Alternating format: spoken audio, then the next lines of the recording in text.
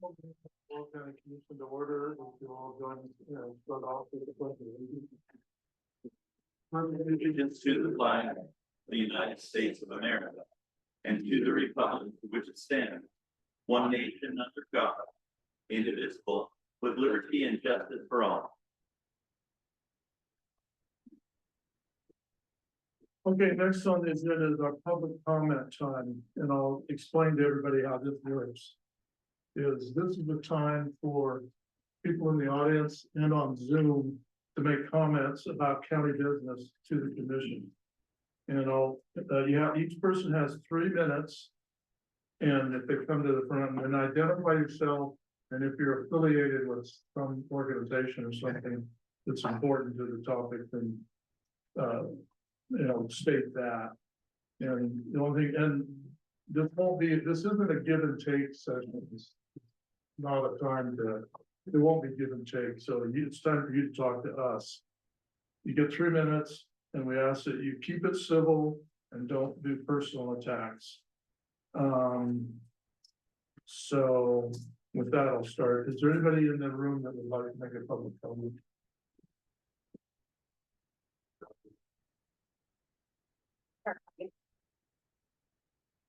I'm Tess Ann, and I am here to. I'm awfully sure I came up in your territory. I'm actually here because I want to thank our commissioners. And out of curiosity, because I know that there's another petition that we will be sending to you folks later, I was curious what kind of support there was for the decision that you made. So yesterday afternoon, I decided to go out and find out in my community. In a matter of just a few hours, I alone was able to gather over 120 signatures for supporting your recent decision to both keep our current historic courthouse open and operational here with no loss of jobs, while also building an annex on the north end, where the majority of your population is at, which, as Judge Hill explained, results in additional funding, additional positions. That's a win for all of us, right? I had another lady let me know that she also started something separate online. And I printed out her statement, and it shows that she has 58 signatures. She did attempt to send me the signatures, but I'd already left my house. So I wasn't able to print those, and I'm sure she was more than happy to have them to you. So again, I'm here to thank you for keeping an open mind. And I know we all believed initially that the courthouse legally had to stay here in Heppner. And when new information was presented, that was tough to swallow. Personally, I did not want to see a new courthouse built in Boardman. But after listening to Judge Hill's presentation, logically, it made the most sense to myself and to anybody else that would have taken time to listen to that. So thank you guys, for what you do for a whole county.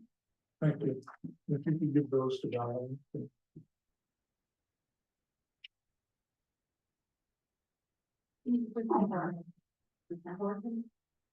Okay, is anybody else? Yes.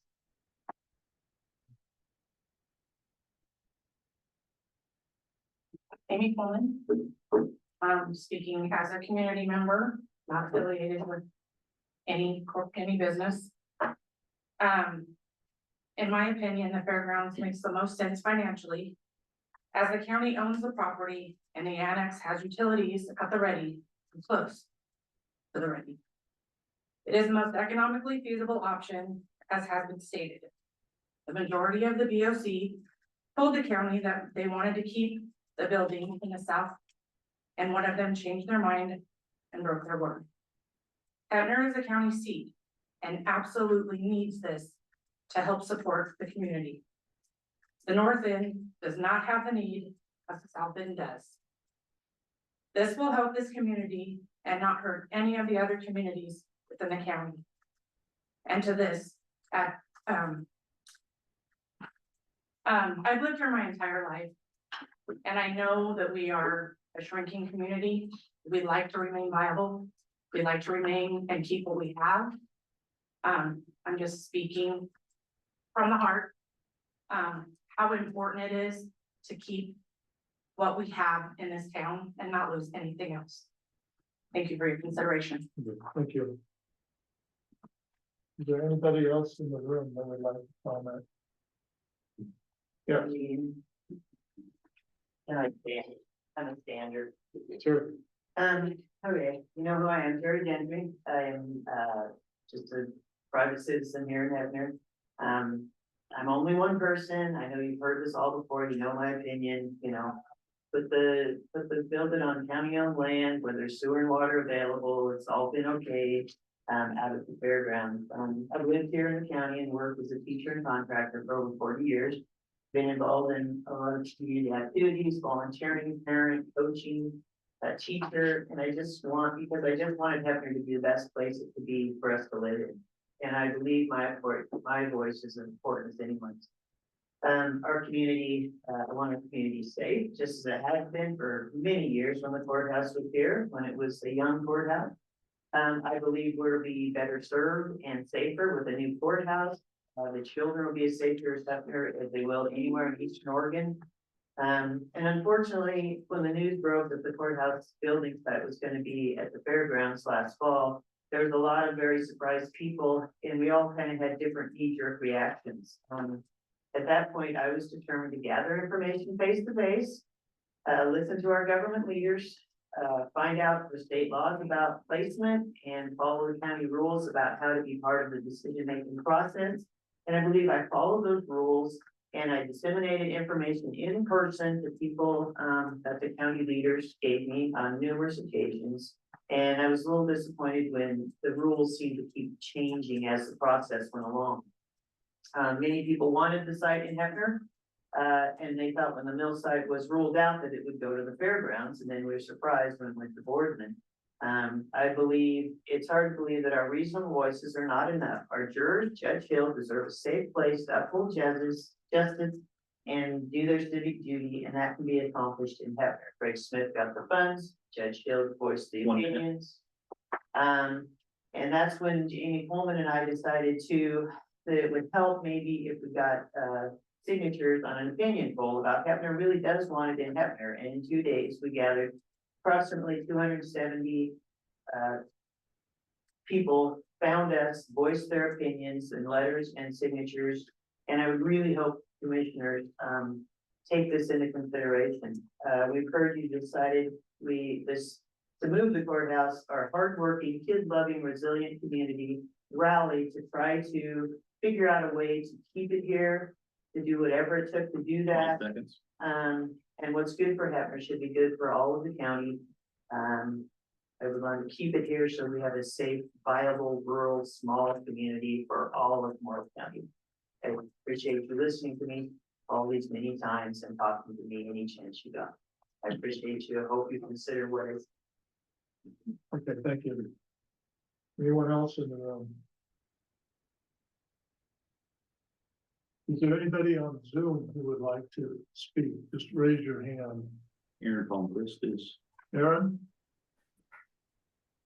Thank you, commissioners. Can you hear me? There's Zoom is having a delay. Yeah. Matt, we good? We can hear you.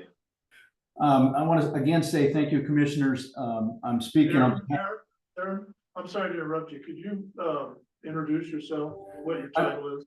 I'm Aaron Palmquist. I work for the city of Oregon as a city manager. However, I am speaking on behalf as a citizen and on a couple items here. And then I'll share one as from a government standpoint. The first one is it's on a consent agenda for as a citizen that you have as commissioners, you have under 4E, the area of influence, correcting an IGA, which will benefit and strengthen the Oregon area for the Columbia River Enterprise Zone. And I appreciate moving that forward and the commissioners approving that with the correction from Business Oregon on doing a date Scribner correction.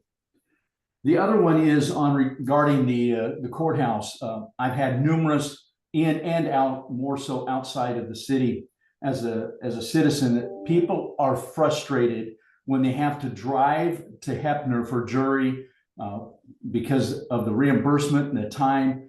The majority of people in Morrow County that are selected for serving on the jury don't have the luxury of good government jobs where somebody else pays them and they get free PTO or they've got enough PTO, that's personal time off. Most people come from the private sector, like jobs that are majority are at the port. They do not get reimbursed. The state requirement and reimbursement is really, honestly, it's a laugh for those that are there to serve as public servants. The other thing is we have over 80% of people that have crimes and issues live in the north end of the county. That's where growth is at. So having the courthouse, maintaining the courthouse, doing some modification on the existing building, but building an annex is a positive thing and a strength for the whole county, not an us and them. We are all in this together. And we need to look forward, not backwards. If we're looking backwards or where it's always been, we're not people of vision. And we need to be people of vision. So commissioners, I challenge you. Now, lastly, from a parliamentary standpoint, commissioners, you've already made your vote. It was 2-3. Now we're coming back. People are frustrated. I understand that. But it would be like if we didn't like 30 what our seconds. state elected people voted and we went and stormed Capitol Hill or even on, as we saw on January 6th on the US Capitol, didn't like what happened. However, decisions have been made. You can't just say, okay, now we're going to throw a fit and change. All of that should have been done and was done, maybe not effectively, before the vote was taken. According to Robert's Rules of Order and parliamentary rules, you cannot and should not be changing your vote just because now people don't like what was taking place. Thank you, commissioners. Thanks. Anyone else on Zoom that has a comment? Raise your hand. See anybody now? August Peterson. August? Yeah, all right. Can you hear me? Yeah. Okay. Break out. You're frozen. Frozen? Are you on a cell phone? I am on a cell phone. Okay, you're really cutting in and out there. Well, I'll walk further up the hill. I'm in the middle of a wheat field. Okay. Could you identify yourself, please? Yes. I'm Gus Peterson. I'm from my own. I'm currently in a wheat field. I would just like to say regarding the courthouse issue that I think this particular board of commissioners, you guys have a weakness in communicating well with the public. Even when you make decisions that are right, you consistently do them in ways that feel like you are pulling the rug out from everybody. And every decision that gets made feels like somebody gets blindsided. And I really urge you to do a better job of communicating with people about things in advance and outside of what you are legally required to do. That's not good enough in terms of making sure that people feel like their voices are heard and that the decisions that are being made reflect being involved in the communities that you have been elected to serve. I'm just extremely disappointed with how you have handled several issues and the ways that you have made it seem like you don't care about what people are saying. I think that you can do better. I've been a participant with you all in running, and all of you made a very clear point of saying that you wanted people to trust you and to be able to believe what you had to say. When you run for county commissioner and you say things like, my preference is for this position, you need to make sure that people feel like you actually put in the work. You did supporting that preference. And if you change within a couple months after securing your position, it makes it feel like you never really meant it. So please, like all of you as individuals, please do better because I think that you can. Thank you. All right, thank you. Anybody else on Zoom that has a would like to make a comment?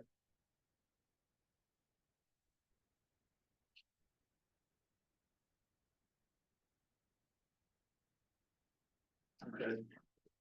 With that, we'll close out the public comment. Next on the agenda There might be another, comment. is there another comment from the room? Yeah, Okay, Brandon Lemon, city manager, boardman. I was really hesitant in coming down here because of like the climate that has been going on, but I guess I would be remiss in not sharing as a representative, you know, from the city boardman in my role, the benefits that this annex would have to the community. I did not advocate to have it in Boardman, but once that decision was made, I can't say that I wasn't excited. I do see the logic behind it. So just like everyone else wants to look out for their city, just like in Heppner, they're looking out for their city and look out for ours because I do see the benefits. I also see the benefits of like coming together, as city managers, we do meet. We haven't met in a little bit, but we try to meet together, and I love the concept of in Boardman, we're doing a strategic plan. I know the county is working on a strategic plan. I love to get together and have all the cities work together on a strategic plan of like, there is like so many dollars coming into the county of being able to mold that together and figure out in long term how it benefits everyone. In all the areas of how we can help the county, you know, grow and build. But I just wanted to share my appreciation to the commissioners, to the county. I've been in the area for about 10 years. I took a year off to go to Medford, but coming back, I have just been very appreciative in my new role, just of the support that the county has been, a great partner. So I do appreciate all that you guys are doing. I know it's not always seen and heard.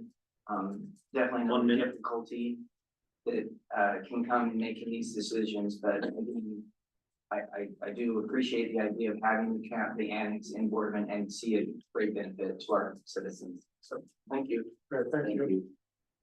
Anybody else come in? Wants to speak? There's one more shot online. Okay, we got another one on Zoom. Could you identify yourself, please? Just a phone number there.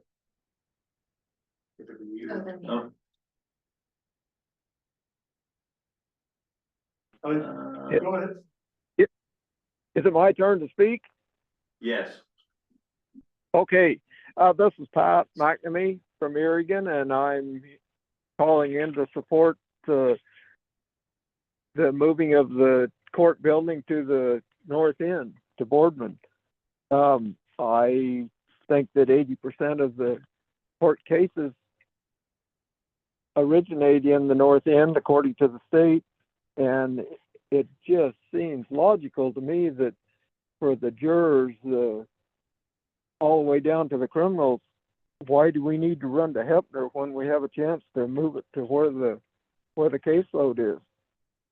And I think that Heppner had a year to get their stuff together and agree on a place to put the building, and it didn't happen.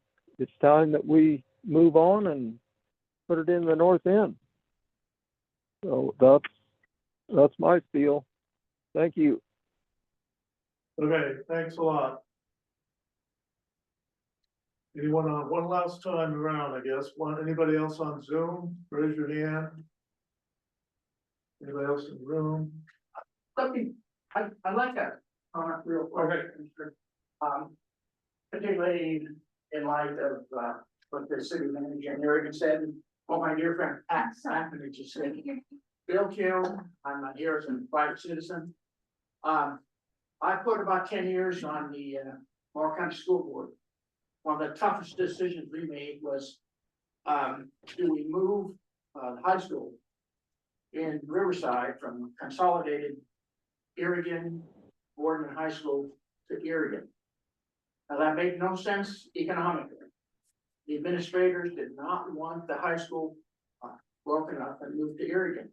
But from a community perspective, what was best for the community of Irrigan, even though logic, economics, and administration did not want that high school broken up.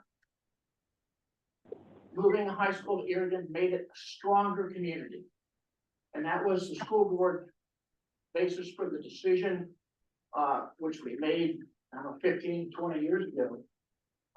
So it's not always what makes most economic sense. It's not always what makes most administrative sense. It's what makes most sense for the community most involved. That was a tough decision to make. I'm sure the city manager of Irrigan appreciates that high school was moved. But if we had made that decision, the basis of what was good for the community of Irrigan, you still have high school at Riverside that is combined community high school of Irrigan and Board. So please bear that in mind when you think about your decision. Thank you. Another round, everybody on Zoom, want to make sure everybody gets a chance who wants to speak. Okay. We'll close out the public comment section. And then we will move on to open agenda. Is there anything anybody wants to add? I don't have any. Okay. We have consent agenda. It's been requested that we pull out one item, which is B. So, if you want to, okay. I'll entertain a motion to approve the consent agenda without B. So moved. Second. I move in second. Any further discussion? All in favor? Aye. All opposed? Motion carries. So on B, yes, my, or the concerns or questions I have is on page 20 of our packet. It's the RFP, letter E, and it talks about the consequences for failure to perform work according to the highest industry standards for rock crushing, but we're talking about a scale. Yeah, so. And then the next questions I have is on page 21. The exhibit A doesn't matter what the invitation to bid for the sizes of the scales and the locations. And then when I went through and looked at, is exhibit A calls for 40 by 11 at the north and 70 by 11 at the south. But the invitation to bid says 24 by 11 at the north and 40 by 11 at the south. And when I look at all the bids, not everybody's bidding on the same size scale. So I just want to make sure that we're following the correct processes for. So I think, and make sure everybody's bidding on the same thing. Well, and I think that's a good question here. I think my preference, unless Sandy or Eric has a different thought of why it needs to be done today, is that it should be sent over the next another 2 weeks or so to check on those questions. Okay. If that's all right, I'll see if anyone else is on from Public Works on that. So my preference is to then move that to the next BOC agenda, and I'll send you all to Sandy and Eric to try to meet with them. So we need a motion or just instruct staff to do it? Just instruct staff that we'll bring that back. It's not gonna be decided on today. We'll bring it back in 2 weeks. Not understood that? Yes. Okay. Okay, with that, well, I'd like to make a request that we move, we're done with everything. We'll start our business items. I'd like to see if it's all right with you, the other commissioners that we've seen up to now. So one thing, we have Kimberly here in the room for her report. Yeah.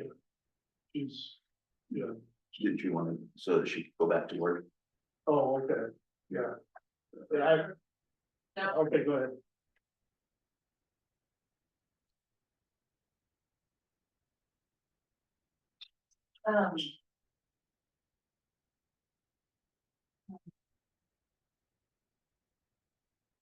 Good morning. Good morning, good morning.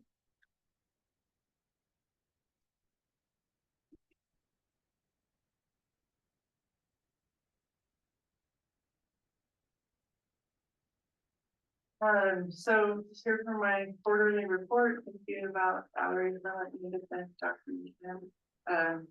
An hour, I think it was an hour past that. timeframe that she gave. Lots going on at Community Counseling Solutions, always. I wanted to introduce Fred Cost to you. Some of you might recall Chris Humphreys. He was the law enforcement liaison supervisor that CCF hired back in 2018.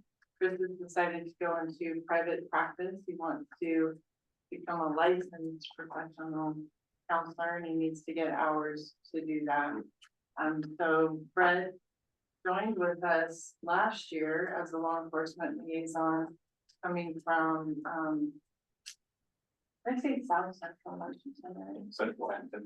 Yeah, Central Washington area. I'm gonna let him introduce himself. Lots of years of law enforcement experience.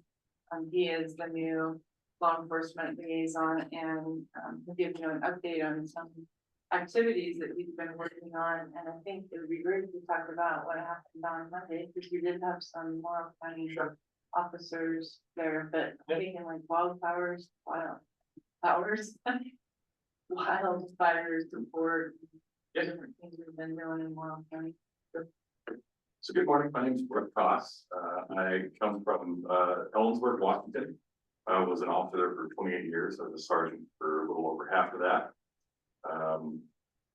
Came down about a year ago upon retirement and joined the law enforcement liaison program. And then as Willie said, I moved into the supervisor spot about 2 months ago. So for those of you that might not be familiar with the program, we essentially act as liaisons between our agency and our community partners. So whether that is law enforcement agency, a fire department, dispatch, wherever we can help to smooth the process, make sure that we're communicating effectively. That's our primary role. We also provide a lot of training for our community partners. And so the training that we had on Monday was an 8-hour course for peer support teams. So your sheriff's office has a large team in-house where they train deputies to then provide peer support, coping mechanisms, emotional resilience type training to the rest of the department. And so the training on Monday was to just build on those skills for people that have already been certified in that process. We also helped out for the annual in-service trainings on any kind of training related to mental health. Also the training meets the requirements that DPSST and the legislature have put out for training for law enforcement. So we're helping to meet that need.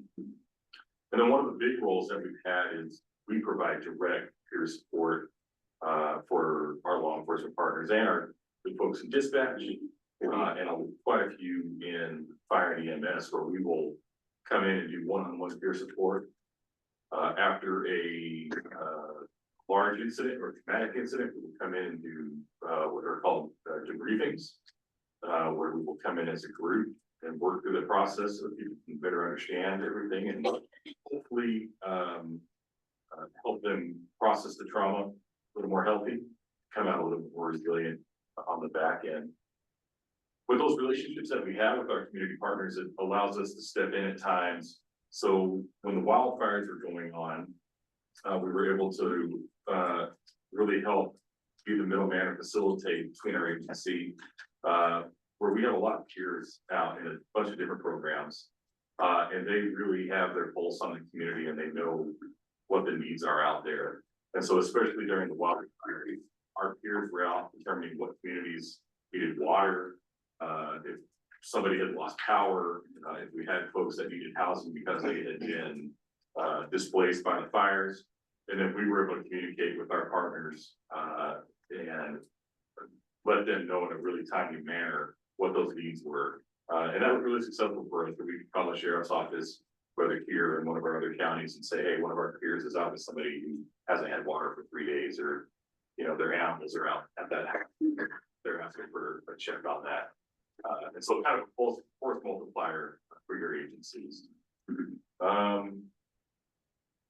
Beyond that, we just continue every day to try to support the mission of CCS and resources to your agencies and in the other 4 counties to just help serve the citizens that you guys are out there serving. CCS, we get a lot of compliments for the work that Brett does and his team. I think it's the only law enforcement liaison program in the state, and most other law enforcement agencies in the state say that they wish that they had something like this. So we're really proud to be able to offer this. It's great for the clinicians. Clinician speak and comp speak is not, it's not the same, especially at 2 AM. So, having those conversations where we can share the same language and be on the same page and provide that education and information, super helpful. And, really glad that is with us. He's doing a great job. School's back, so we have clinicians in all of the schools. They're busy. We really love being able to do the work that we do with the Ione School District and Morrow County School District. We do have 1 or 2 vacant positions.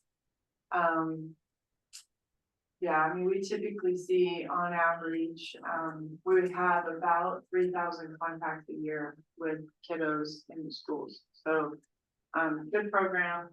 And just to check in real quick on the deflection contract, although I did hear from Justin a day or 2 ago, so we still don't have that contract. And you'll remember at the last quarterly meeting, I'd asked you about getting that together. So we did just maybe in the last month get the contract between CCS and the county. That's the big contract that had expired. So still needing that deflection contract so we can move forward. That technically went live September 1st, and we're still kind of waiting in the wings. So don't need to put that on the spot, but hopefully we'll have that contract soon. I think Justin said that they recently signed the contract with the CBC. The state, correct? Okay. Would that still gonna be a bi-county? That's the whole plan, yeah. I think, is June still okay, set the start date or coming October 1st, and they set the start October 1st? Do you need anything more from me? I sent you the human. Not like County the contract. yeah. Oh, what I thought, I'll look over some more. All Umatilla County did was use their CJD contract, and they did theirs about 2 months ago, and they just referenced that as an independent leak of it, the CCS would be basically. So. Shouldn't have any problem filling the positions.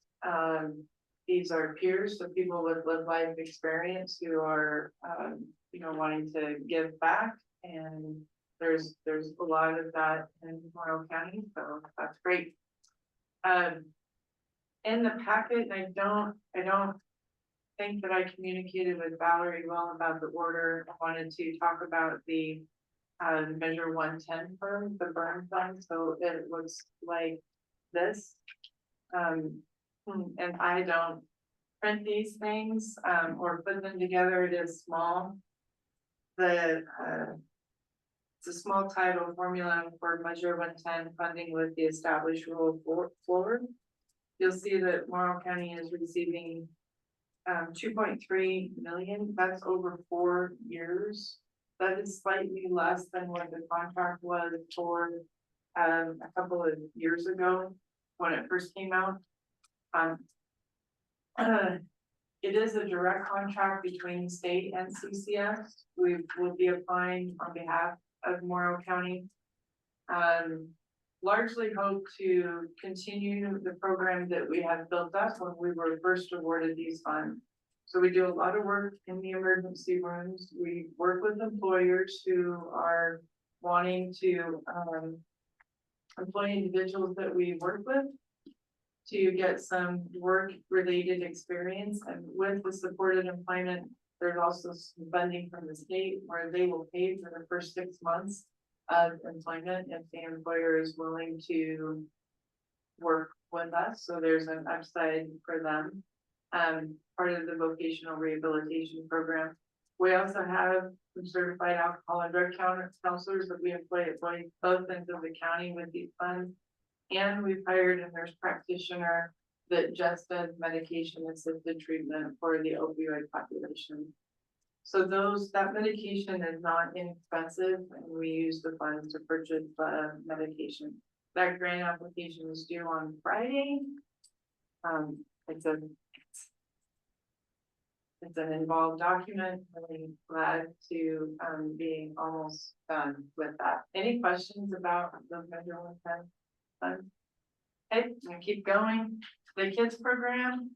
I talked with you about this maybe a year or two ago. This is, in your packet. I put the blueprint, of it.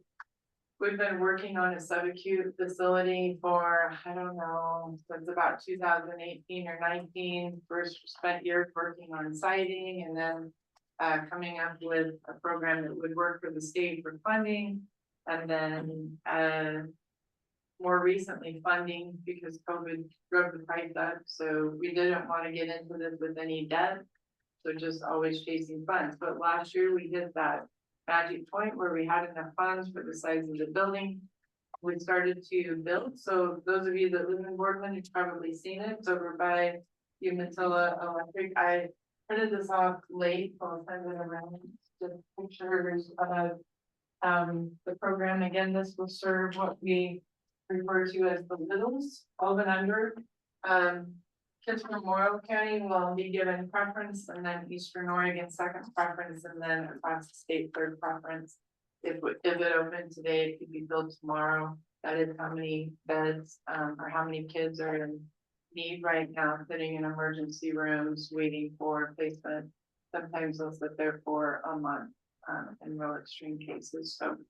It is a secure facility. We expect the average length of stay to be about 90 days. It'll have a dual license, both subacute as well as psychiatric residential treatment. So the blueprint is in there. If you want to walk through it at any time, let me know. I need to schedule a time with the contractors, and you have to wear the hard hat and the orange vest, but I'd be happy to show that to you.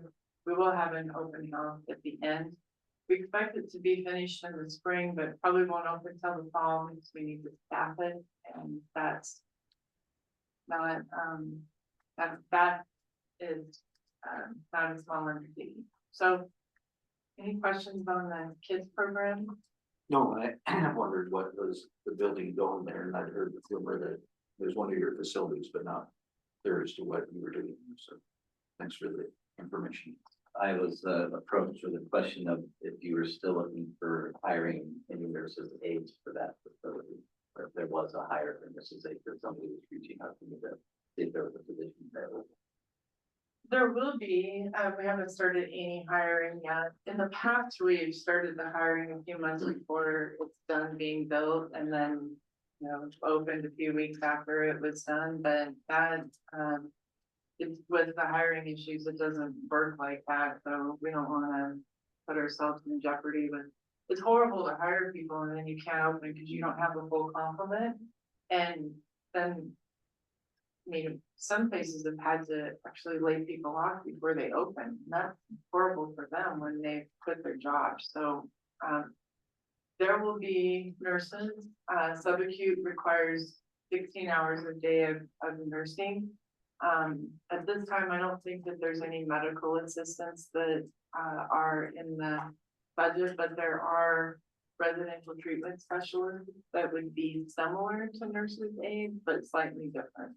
But pay range wise, education, experience wise, very similar to those positions. Yeah, and there'll be quite a few of those. There'll be about 10 or 11 of those positions.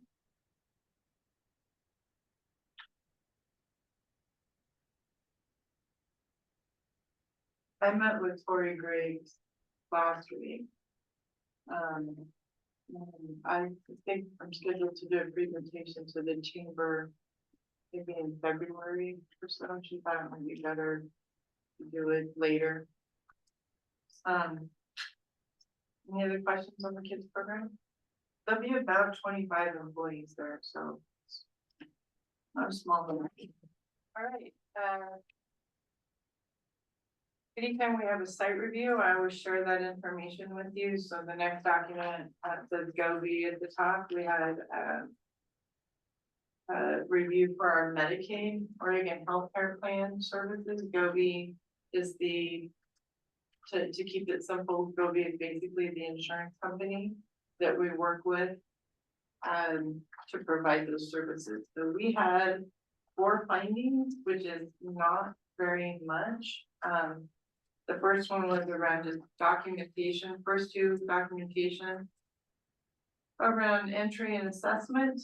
And then the last 2 on service plans and service notes, we've already written our response, they've accepted it. Most of the time it's somewhere between 10 and 15 findings, so we were pleased with 4. One time we had 0, we're still trying to replicate that feat again, but. Any questions on the site review document? All right, we do our customer survey every quarter. And that is also in your packet. We put them together for each county and then all counties. Morrow County is about halfway through the packet. You can see that everybody that was completed this quarter is pleased with their services. And some comments on the second page, backside to that. Warm line calls, I always give you some information on this. That's a contract between CCS and the state. It's a statewide program. We showed 20,000 calls last quarter across the state. People who were experiencing some distress. Nice because 24/7 bilingual for our Spanish speaking population, and it's just a good service. So could talk more, try to be efficient when I do come. Do you have any questions or comments for me about CCS or what we're doing? I appreciate your reports. They're very thorough, and looks like things are going pretty good. Working really good. Thank you. There are hiccups. If you could mint about 10 master's level clinicians, you would be very appreciative. Okay. We find like this. Yeah. You can work that. What is the time frame for the finished construction? Late spring for the kids summer camp. And it's on track. No, I didn't see it all the time. It's going quick. Yeah, again, if you'd like to walk through it now, would love to show it. It's pretty cool. The state is very excited, as are we. You know, we're not gonna have a lot of people there in Morrow County, and not that large, but it will be so nice for our residents to have that service available and not need to travel to the west side. It's a good thing. You have 3 wings of beds. Mhm. I'm assuming there's separation for male and female. Is there an age separation as well? We'll certainly be thoughtful about that. There will be a separation for male and female, and that will indicate who we can take, because you're gonna have 2 male, but two of one sex and 1 of the other. And age, you know, at that age, and I suppose maybe even true for adult, the maturity levels vary. So I'd say on one hand, yeah, we would not put an 8-year-old in the same wing as a 12-year-old, but some of them are delayed. And so that's something that we would just be thoughtful about. Sometimes you can have a pretty mature 8-year-old, and that's sometimes some of the reason why they're there, they've been exposed to a lot that they shouldn't have been exposed to.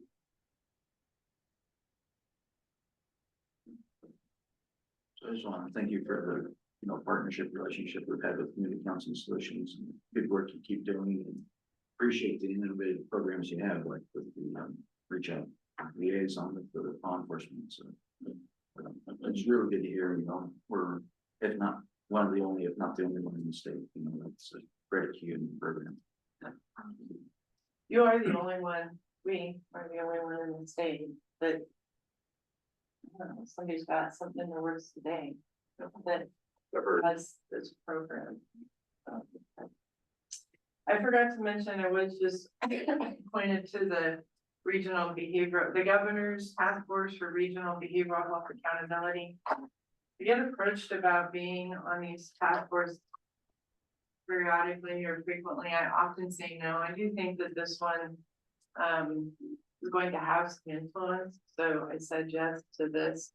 But you know, we still are lobbying for equitable funding. And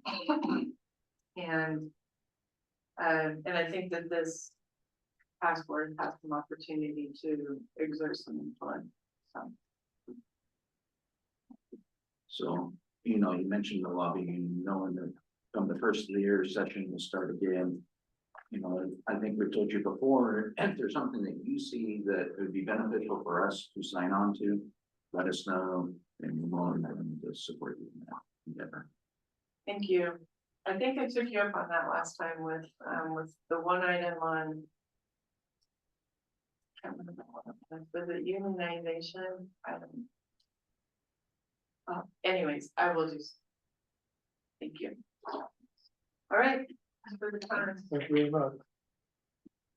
Appreciate it. Okay, next up is our local public safety building council quarter report, Jessica. Okay, Jessica, you're up. I'm muted. Oh, there we go. Hi. So the newest thing that we have going on is Jessica, could you introduce yourself and your title, please? sure. Okay. I'm Jessie Rose. I'm the coordinator for the local public safety coordinating council. And we work on everything that has to do with public safety within the county. So the newest thing we're working on is the deflection grant. So I'm sure you heard that drugs were recriminalized. So we've been coming up with a program with some money from the state on how to deal with that situation. And so I handle the meetings and the grant reports and things like that. Similar to what we did with the impacts grant until it gets up and running. I kind of get it going. So I'm always looking for grant funds to bring into the county to try and kind of, help whatever issues we have going on. About a little less than a year ago, the LIPSC voted for me to get DEI certified because during that time we had a lot of grants due and there were a lot of DEI questions. Particularly difficult to answer in such a small county with not a ton of diversity. So I did obtain that certificate from Cornell online. So I was going to do a presentation this time, but it keeps getting put off for, different things that need to be put on the agenda. So I'm hoping there'll be room for me on the November meeting agenda. We do meet every other month. So that's pretty much what we're working on. I continue to help with the juvenile diversion program, which we got set up about 2 years ago. That's a really great program so that kids are held accountable if they break a law, but maybe without some of the more severe consequences, like the inability to get student loans or join the military, and things like that. So, any questions? I don't. Any questions, Jesse? Okay, well, thank you very much. Appreciate the report. Thank you. All right. Okay, next up is the City of Heppner request to reconsider circuit courthouse location. That's John.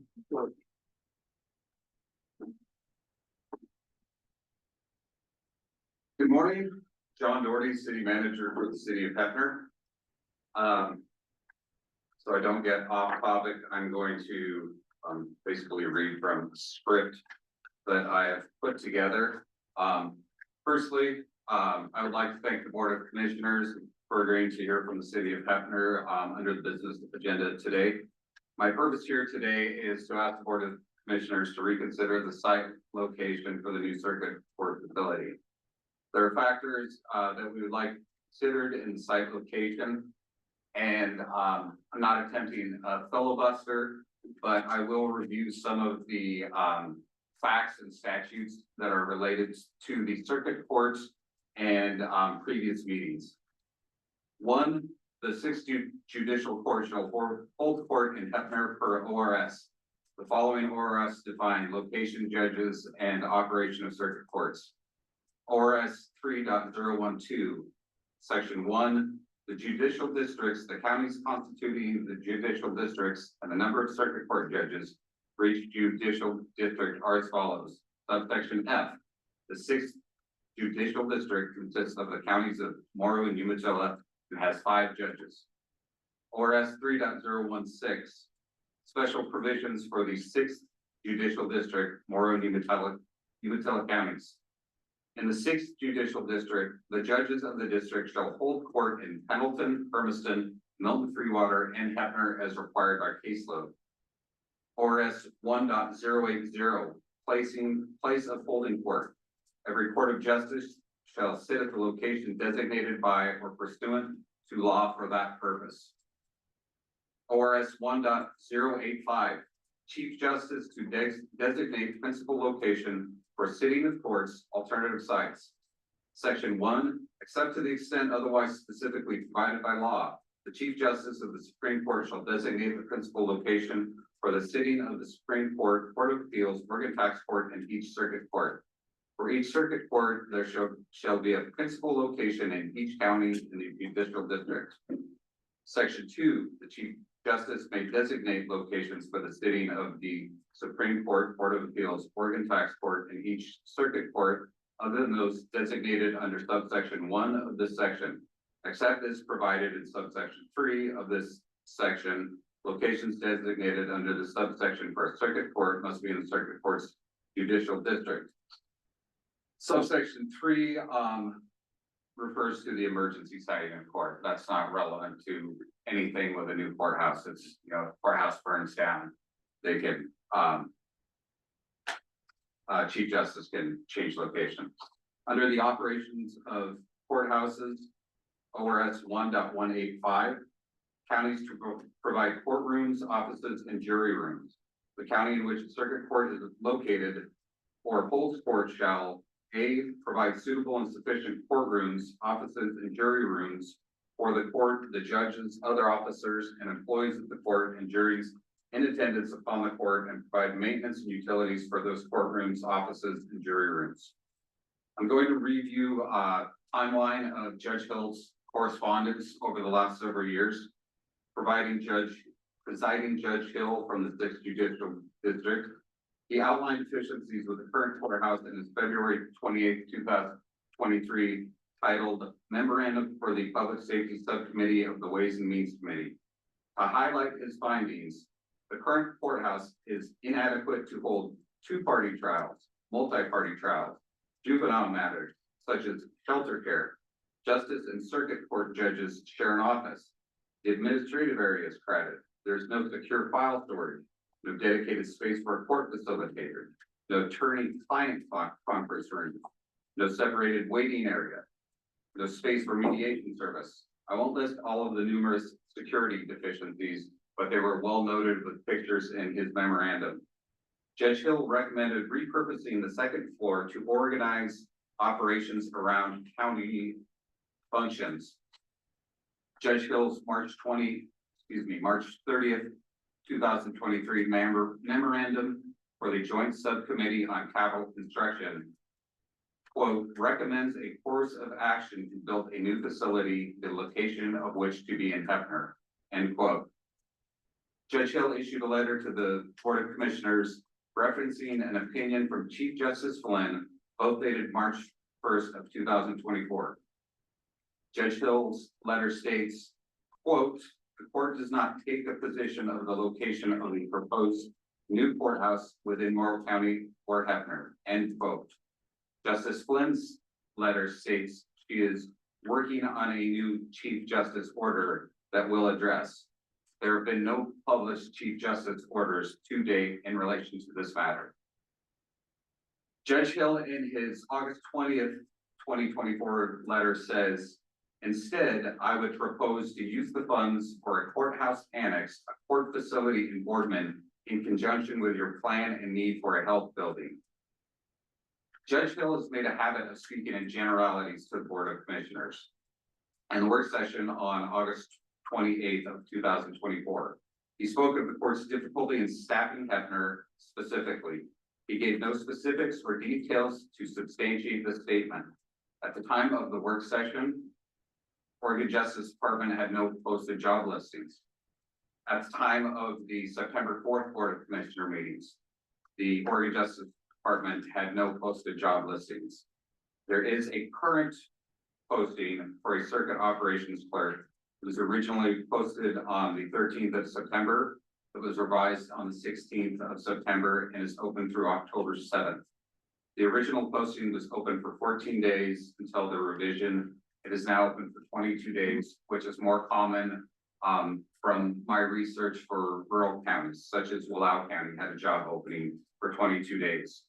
There's also recently a hearings referee posted on September 25th with a limited duration contract through June 30th. This could be looked at as a temporary judge. Judge Hill spoke on August 28th that, quote, getting a full-time judge will be easier with a Boardman location, end quote. This position is provided by Oregon statutes. It is not dependent on the physical location of the building. The process for permanent seating of a judge can be very time-consuming with districts often having bids rejected over multiple legislative sessions and successful bids taking up to 20 years. Potential appointees likely would be less interested in a temporary position such as the hearings referee because it is not an elected position. It has no duration, it has fewer benefits. There's no stability with that. However, there was a candidate in the candidates forum that is running for election this year that stated they would be happy to drive to Heppner to hold court. The city of Heppner is in the opinion that Judge Hill is lobbying for his own preferential choices. He desires holding court in Boardman for personal convenience reasons. He notes the large percentage of criminal cases from the north end, but we would also like to note that a large portion of criminal cases are heard via Zoom or electronically, as often these defendants are already incarcerated in Umatilla County Corrections. Reviewing the county's timeline, on March 7th of this year, the city had meetings with Morrow County, PBS, the DLR Group, Alliance, and Oregon Justice Department to discuss the property and needs, referring to the property located next to the fairgrounds. On May 15th of this year, the Board of Commissioners held 2 town hall meetings, one in Oregon, one in Heppner. The DLR Group presented ideal factors when choosing a courthouse location, and one point being not near manufacturing or food processing facilities with strong odors or sounds. The Morrow County owned property located in Boardman sits directly across from Lamb Weston. In all fairness, in that discussion, they also mentioned that residential locations are avoided, but there is precedent for courthouse locations to be in a residential area. For example, Jefferson County's courthouse, end quote. The study revealed that Heppner had the lowest cost for a courthouse. And also Heppner currently has a courthouse located in a residential area, has for 121 years. Commissioner Drago, speaking at the candidates forum on April 29th of this year at the Gillen Bisbee building, stated his preference for a Heppner location. On the June 5th, 2024 Board of Commissioners meeting, Commissioner Drago is on record at roughly the 41:40 mark of the meeting saying, and I quote, "So after my conversation with DLR, the specific site in Boardman isn't very optimal. It is an industrial zone right across from processing," end quote. At roughly the 46:45 mark, Commissioner Drago states, quote, "It is my preferred site. The fairground site, I'll say that's my preferred site." The VOC, end quote. The BOC discusses the need to narrow site locations. The Boardman site and North Mill site are eliminated from consideration. On August 28th, the Board of Commissioners held a work session with Judge Hill. On September 4th, just 1 month ago, in the Board of Commissioners meeting in Heppner, there was a motion to place an annex facility in Boardman. It passes 2-1 at roughly the 1 hour, 4 minute mark. Judge Hill's lobbying seems to be the influential factor. City concerns. An annex is defined in the reference of a courthouse as an extra or a subordinate, a supplementary building. It appears this annex will be the primary and our existing courthouse will be secondary. The city and many residents consider the actions of the June 5th Board of Commissioners meeting as a commitment to locating in Heppner or the 97836 zip code. There's a feeling of betrayal based on Board of Commissioners comments and forums leading up to elections.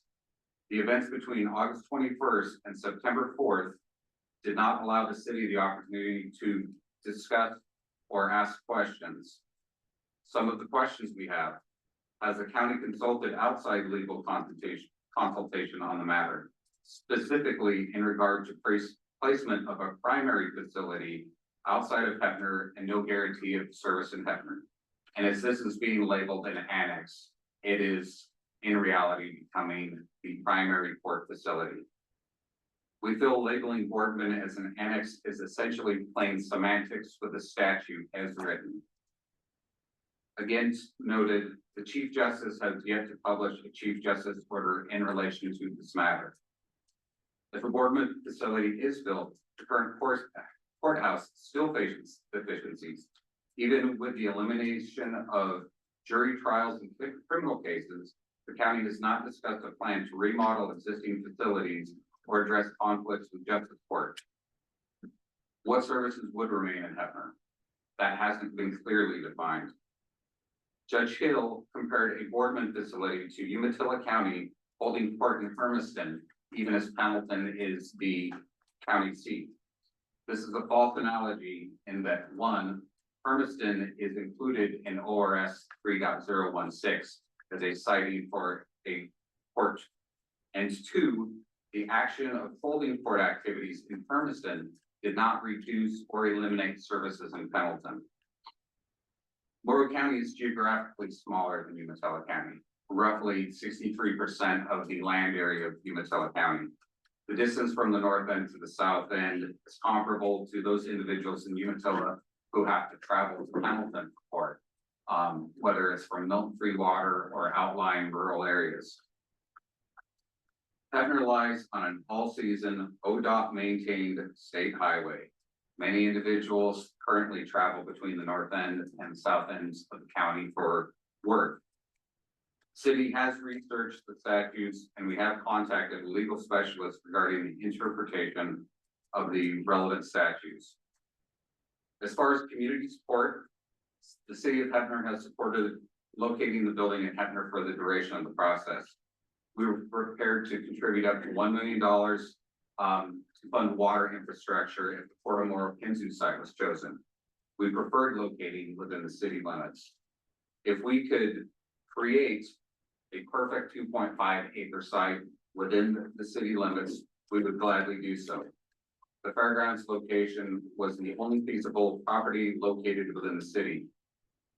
With the community facing the loss of the facility, there's been great public support. In a 5-day span following the meeting that we held at City Hall on the 19th, local residents circulated a petition and gathered over 250 signatures and 16 letters of support, specifically supporting a location at the fairground site.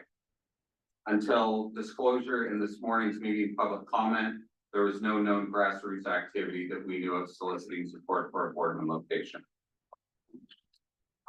Lastly, in relation to the economy, we appeal to the economic impact of the siting. Boardman has billions of dollars of development in the Port of Morrow area. Boardman has less need for economic development than Heppner. Heppner needs to ensure job retention. Agencies in support of and related to circuit court proceedings would likely be relocated, or greatly reduced in staffing.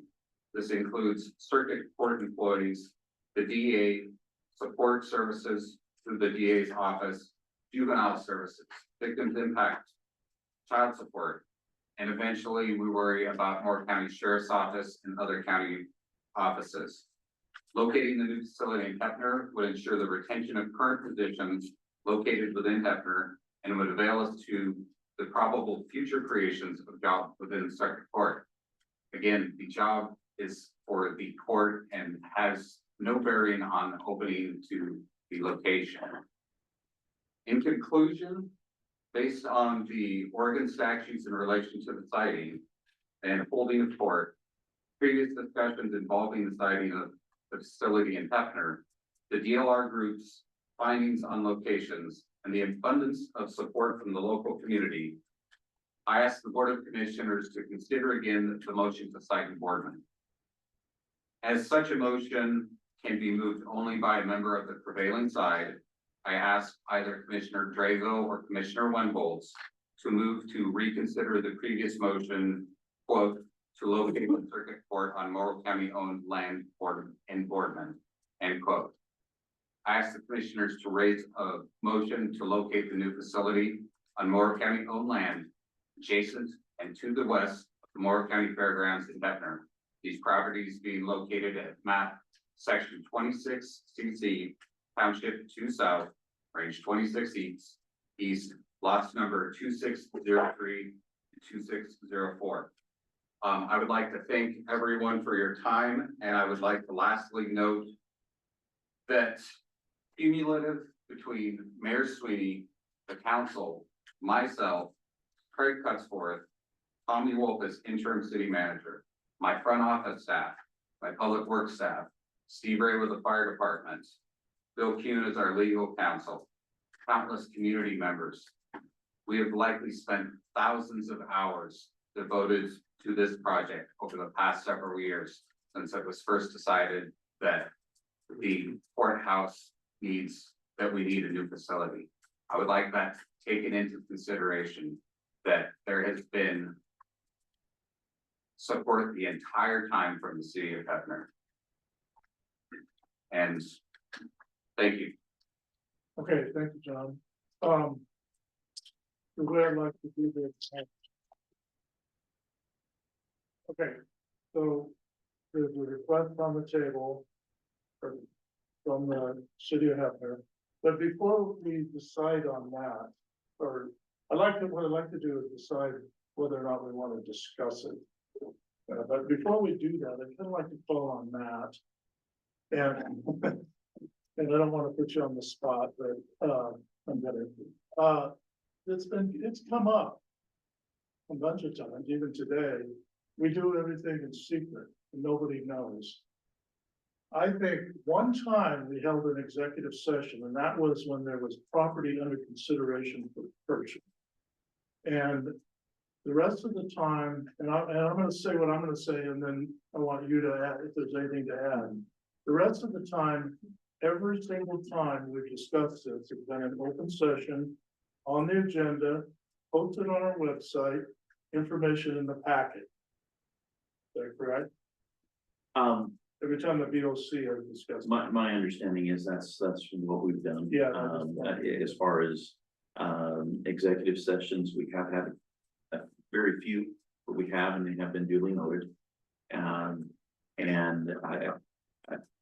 I agree with you, but I'd want to double check. I know, and as I said, I don't want you to be as specific. Yeah. But I only remember, well, anyway, this has been in the open, and every time we've talked about it, we've gone through this process, and our minutes are posted.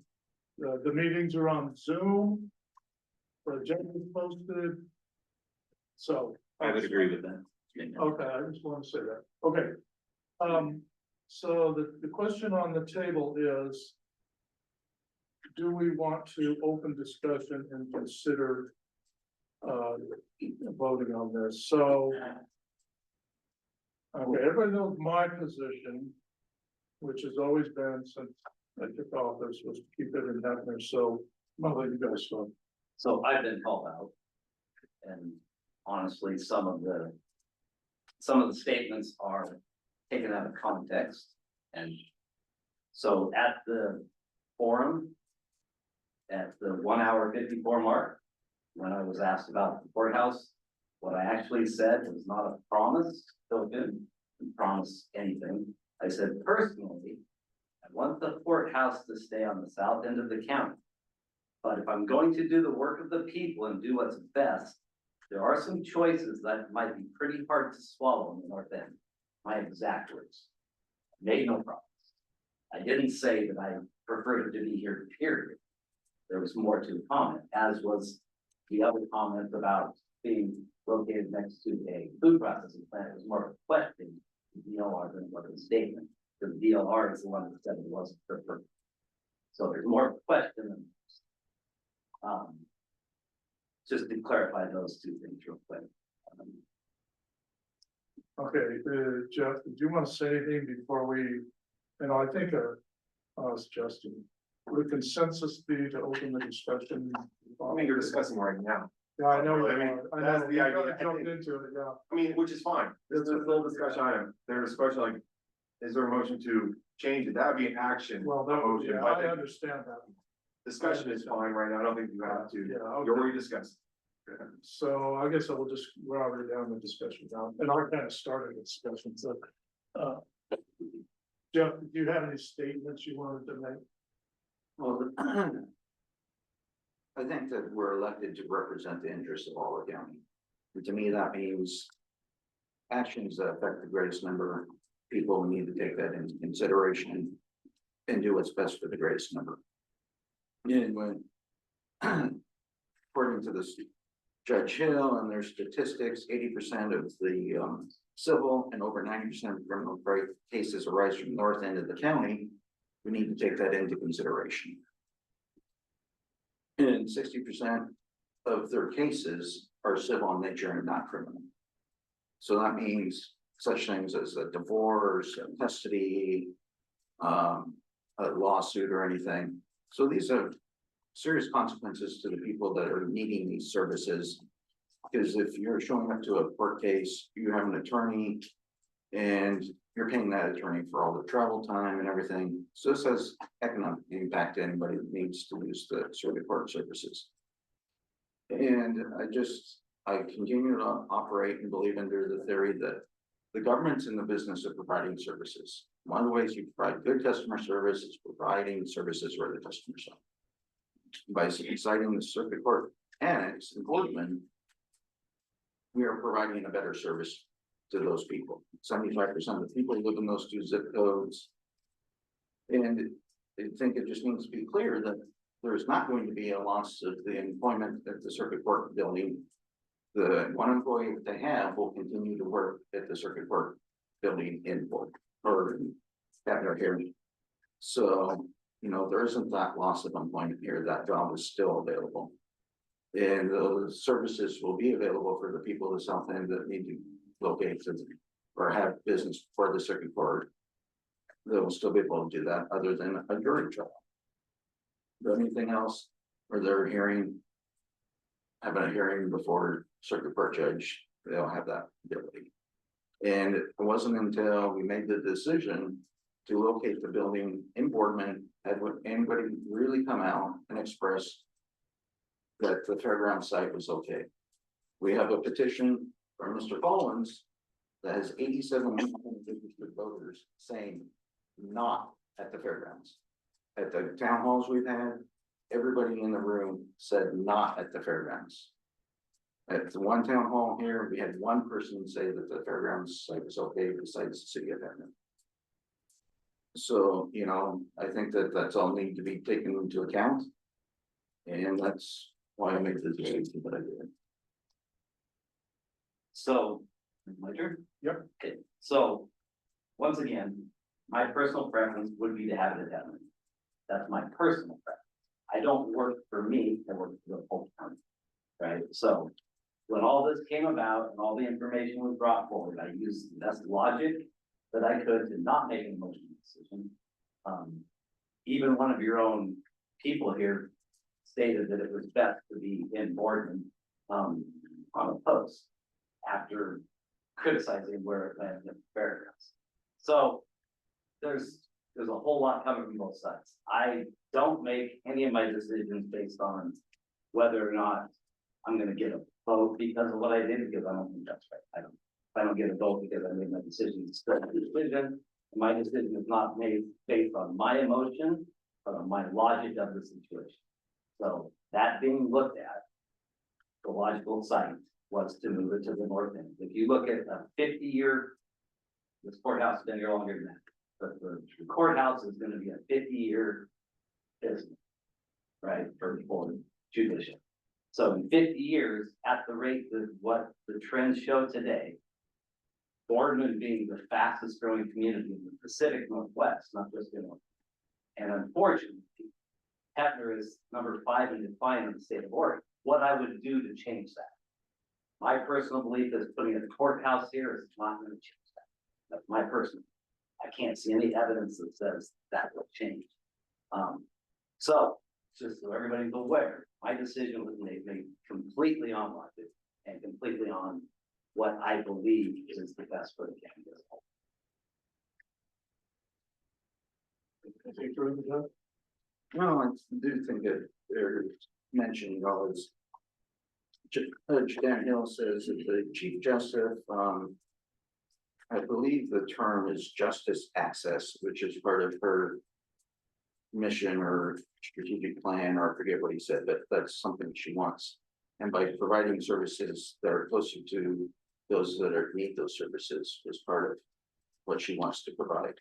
And I guess to address, I will take the word of the judge and the Chief Justice that the building can be located in Boardman until something says, I guess I have faith in that they understand what the law is.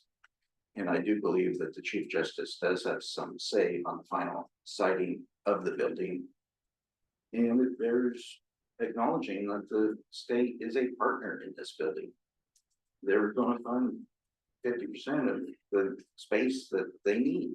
They're paying for that. So I believe that we should listen to what our partner says that they want to have and take into account what their wants and needs are. No. Okay, so if this moves forward, it has to come to one of you guys, so I'm just gonna be quiet for a few minutes. See what happens. Well, I will stand on the vote that I've already taken. Okay. All right, that's a decision. So with that, that's what the decision is. Okay, with that, I'm gonna be saying, we'll be back here to continue. Yeah. So.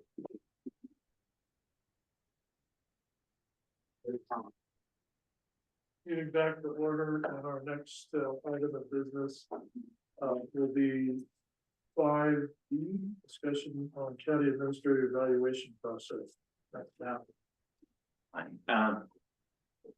Board of Commissioners, my 1-year anniversary has come, and it's as part of the employment agreement is to have an annual employee evaluation done as good practice on that. As I'm your first county administrator, and you're all kind of fresh on this. I wanted to review what the options are to form that evaluation, and get a little bit of feedback so we can get scheduled at the next meeting or immediately after that. Generally, those are done in an executive session, but since we're talking process, this is an open discussion item. As I've kind of reviewed and checked and with my experience, there's really kind of 4 different ways that I would propose, and want to have your feedback. And if there's any differences or changes, we can get that worked on. Sometimes some municipalities and counties take an informal discussion, one where they just have a meeting to come in and discuss how things are going. There's no scoring on that. Quite frankly, I'm a little bit leery about those because it doesn't provide a paper trail both for the protection of the county or for the employee. And so while that's an option, I wouldn't generally recommend that as a performance evaluation possibility. One of the other options is we do have a standardized performance evaluation form that we use. It's through our Centis program. It allows us to go through and kind of rate different areas of what's going well and what can be improved. Usually it uses a Likert scale where point system to say, how good they're doing and if they're doing well or need to have improvements or whatnot. One of the challenges on that is we'd have, generally that's our system set up for a single manager to make that performance. We'd have to get that form for the 3 commissioners to either fill out individually and then have that compiled and take care of that in one way. Also, it is a little bit limited. While you are the bosses and the controller of the county, there might be need to have additional feedback on that. So just one of the limitations on that, but usually a fairly good practice, particularly allows documentation and setting up projects and goals. One of the other options that we have is a mini 360 review, and I would say there's an option A and option B on that. I have that as 3 and 4. A mini 360 review creates a list of questions and parameters for gauging the performance of an employee. The 360 review means you not only engage with the supervisory individuals, but also some of the staff that are overseen, and it's allowed to make sure that it's confidential. The replies are made and taken care of. When I say there's an A and B option to that, we could have the our HR director lead that, prepare the questionnaire, send that out, have that gathered, and then provide a presentation and or at least give a report to the VOC with the findings on that. The B option for that would be to have an external facilitator to come in there to do that position and take care of that. There would be a cost on that. It does allow, complete anonymity for people to share their views and voices, knowing that someone from outside the organization is providing that input. But there's a cost to it. While I was at ICMA, I just checked around, and some consultants it would probably cost about $3,000 to have someone perform that and do a mini 360.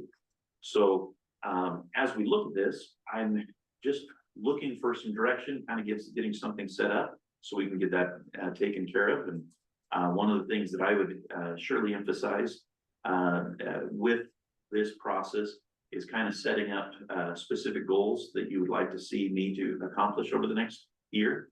The evaluation is always good, but this is a great opportunity to sit down and say, here's some priorities that we're going to do. Well, we're going to be doing that with the strategic plan and the capital improvement. Those are kind of fiscal and project based. But as far as performance and specific things that you'd like me to prioritize over the next year, that would be one of the things I'd highly encourage to have as part of this process. So with that, I'd just like to open it up. If you have any specific interest on the directions, or if you have your own proposals on this or questions on any of these 4 processes, I'd be happy to. I have something I'd like to say. Please. I'd like to talk to Jeff about this. He's had probably his most experience working in evaluations of large organizations. I mean, you have 4 here. Do you have a way that you think is worked, tried and true, and seen it work over the years? And so maybe you have a preference or a suggestion to add to this list? So the hybrid, a commonality that through the different organizations have been involved with is that there's an external facilitator that helps the board do the evaluation. And in both cases, the other one that I was involved with, not anymore.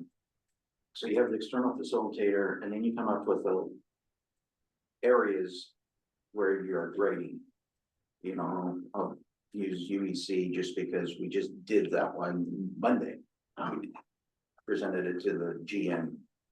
The board met earlier, but like financial, board manager relations, member relations, operations and stuff. We have these 5 little bubbles and we rate them essentially 1 to 5, but exceed expectations, satisfactory, doesn't meet expectations, you know.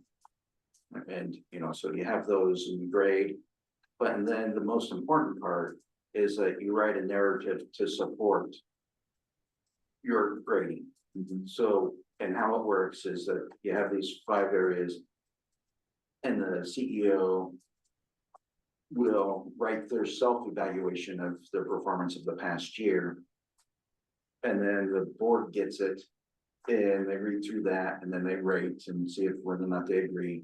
And as the facilitator often says, you know, you write your narrative to support your position, but also to reinforce the positive things that they've done so that they continue to do that. Or if there's something that you want to see change, you kind of put it in there and say, well, we thought you were a little short here. This is how we hope that you've done it different. You know, we kind of put that narrative in there. And just Monday, you know, the CEO says, you know, you guys were the most verbose on this evaluation that he's ever seen. He says the ratings, yes, it's good to know that you're doing what you want, but the narrative is the most value to the person receiving the evaluation. So, you know, like I say, so as you mentioned, Dave, it's kind of a hybrid. And I'd mentioned what I should do is I can scan like the front page of this one where it has the different performance areas, and obviously they're not going to be all applicable to the county, but you get an idea of what I'm talking about and some of the things. And if, you know, each facilitator may have their own idea of how to do it differently, but you know, here's something that I've seen works. The hospital does something, you know, pretty similar. It is a rating scale, you know, is it excellent, is it exceed, you know, and then again, you're supposed to do the narrative, and they have all these different areas for you to evaluate. So as a previous city council member, I've done 2 of these with our city manager. There was seven board members. There wasn't an external facilitator, and they didn't go to the extent that Jeff was talking about with the narrative.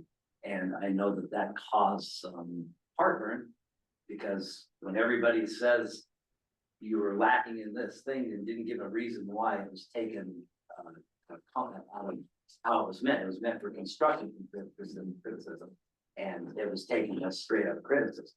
So I think exactly what Jeff is saying with that narrative behind it, explaining. And the facilitator, you know, so would send it out to the board, then we do it, and then they compile it. And especially if, you know, everybody's not on the same page, then this facilitator can kind of aggregate everything. And so that, you know, comments heard in the past from different CEOs is that if there's 7 different comments in there, because it's a board of 7, then they're trying to figure out, okay, what do I manage to? But, you know, so, you know, at one point, you know, it's combine everybody's comment that, you know, we 3 would agree on. That's because we would meet with the facilitator before we present it to Matt. Yeah. And this is what we all agree the performance was. If there's an area that needs improvement, you know, we all agree. So that there's one voice from the board going to the manager, right? And not 3 voices, and because the manager doesn't, oh, what do I manage to? Yeah, no, I agree with that. And if one of the things that I heard was Likert scale is good because it's a way to score.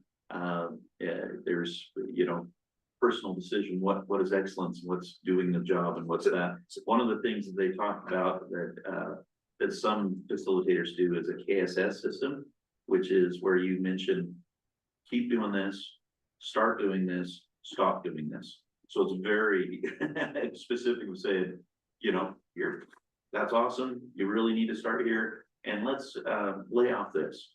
And it allows a very good dialogue back and forth and getting some frank discussions on how to make the county administration better. So. I like this proposal. I move that we appoint Jeff to work with Matt and Lindsay and spend, and have authorization to spend up to $3,000. Well, let's do an RFP to find out. Okay, to do an RFP, is that the way you want to do it? Would you want to, well, for $3,000, we can just, reach out to a couple facilitators and get some bids. Yeah, we don't necessarily have. to Well, we post don't it have to through RFP. specify three then, because that would come back to the board for approval. Yeah. Well, would we want to approve the final, process that you got, the committee comes up with? Do we want to do that? I think so. I do too. So, the motion, Because it's our process. yeah, exactly. Okay, so the motion, I guess, would be, appoint Jeff to work with Matt and Lindsay and come up with a process to bring back to the board for approval. I'll second that. Been moved and seconded, further discussion? Chair, if I could just chime in, I do appreciate you allowing me to be part of that process, because this is a dialogue, and I do appreciate that. No, I think that's important. Yeah. Because you've been through a lot, Jeff's, he's done it. He's done it there now, I don't know how many, but more than me, I know that.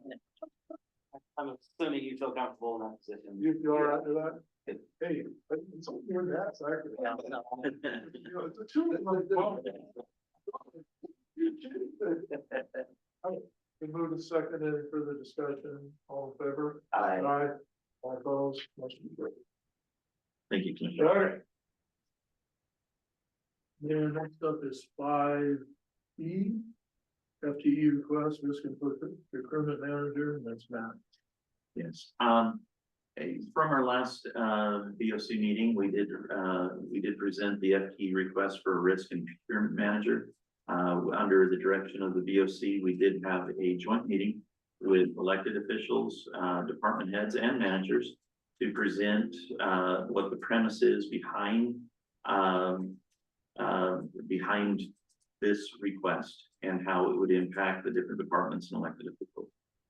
We had that on Monday, and we had a very good representation.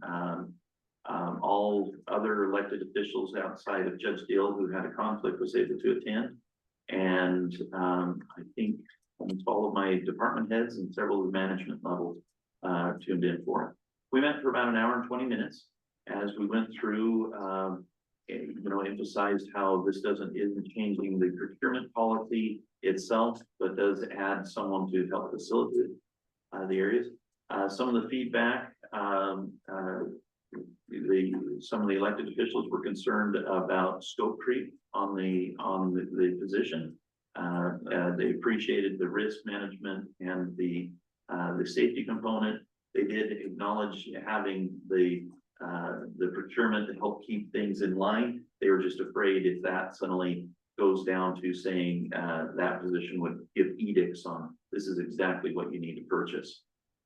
In my experience with these, this is a person who is more or less a facilitator, more or less a concierge for purchasing to make sure things are in line and things are taken care of. There allows preference and brings the options to the departments there.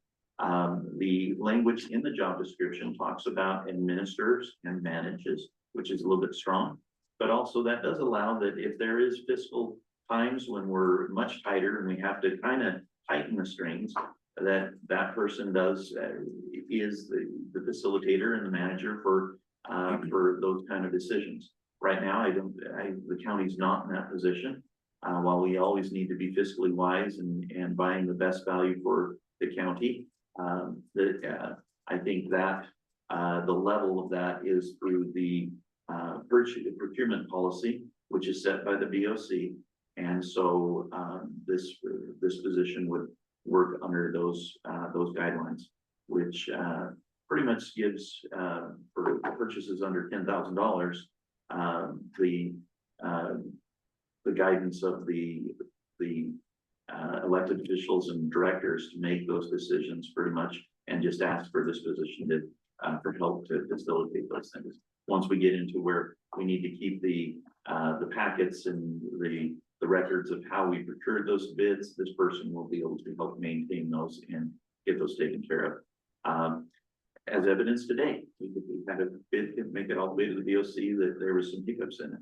And so we hope that this position could help minimize and reduce those kind of things coming all the way through, because, I don't want to say it's a waste of time for the BOC, but the delays cause issues for the delivery of those things. And so we want to make sure that we can tighten those things up. With that, acknowledging some of those concerns on there, and just addressing that if this position did try to get scope creep and kingdom build, there's several levels of management that they can be reported to, including taking it up to the BOC. If there was scope creep on this position. And so we would hope that while there is some concerns, I think there's it's still a good determination in my mind to proceed with this position. So one preference I would have is if there is a item that comes to the board that the procurement manager wouldn't come along, but they would come with the department head in that request, so you don't hear just from the procurement manager. I would like to hear from the department head. So that's saying that just to keep it more transparent in case there's something amiss there. I would like to have that happen. I would like to get to the point where we aren't having to submit all the bids to the BOC, but this person is trained, qualified, has those available and says, we're good, here's this, here's the recommendation, and allow questions from the department head. They are, like I said, a facilitator in that concierge. I think that's gonna go a long ways to make it appear that you're not being overstepped. Definitely. We can definitely do that. Okay, well, I'm gonna repeat what I said before, just so everybody knows how I feel. When I first saw this, I thought this county's too small, 12,000 people, what are we gonna purchase an agent for? Then after my discussions with Kevin, Matt, and some couple of the electeds, I kind of got my head around what exactly this is about. And it's more than just purchasing agent. There again, I'll repeat too, I think one of our centers of where we're really doing well is with finance managing the different bids that come in. I've talked to, at AOC meetings, I've talked to some smaller counties, and a lot of times they'll go, well, we didn't even bother to apply for this or have a grant for this because it's too much trouble. Kevin's been real good about, and we've been working with him to give him the tools and staff. And I just think, I think this county has really benefited from the grants and so forth that we are able to take in. But as you heard,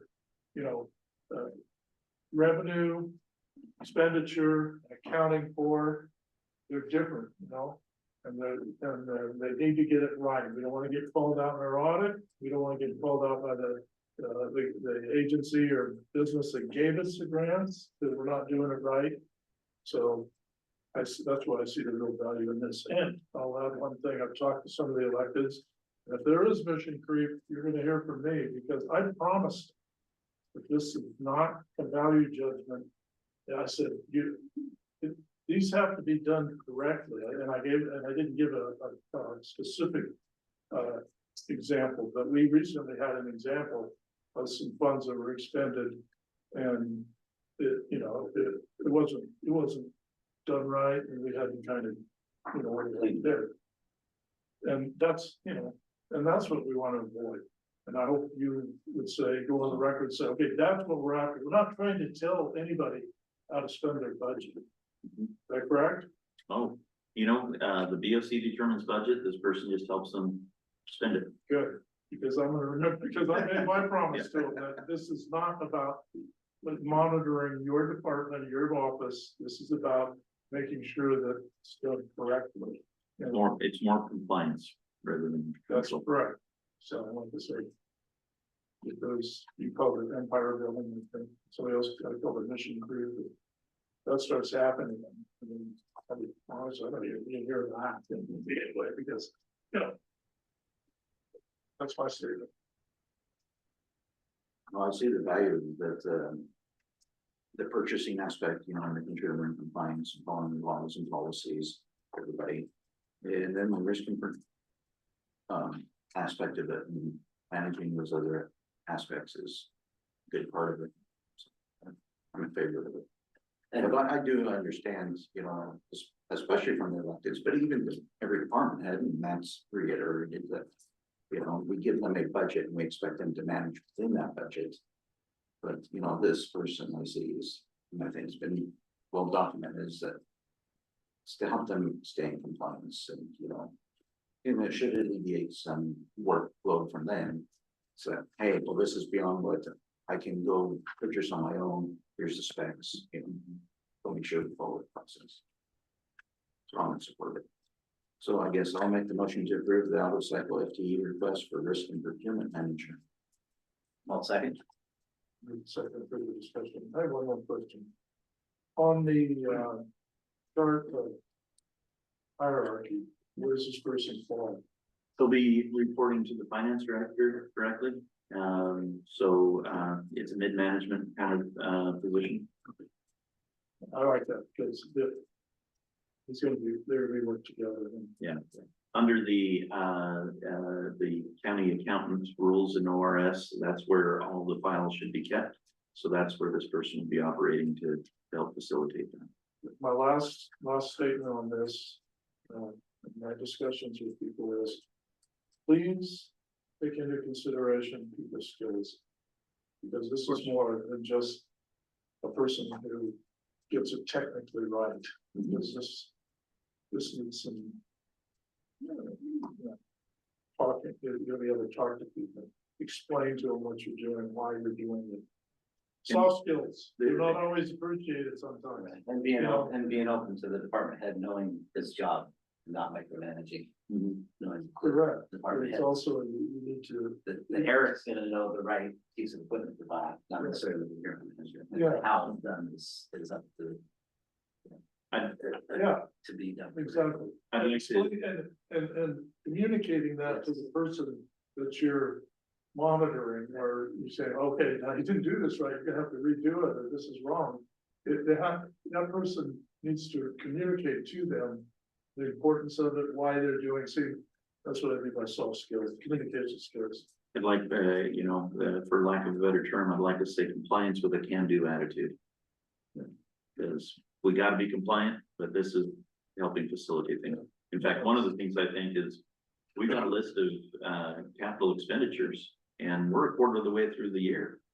Some of them take 4 to 6 months to get here, so we need to, start getting that list and stoking a fire on things that haven't been ordered. So if we're gonna get them ordered for this year, so that's what this person would be there to run and take care of. So it'd be horrible to go to a department head. Remember, you got this approved. We want to order this, right?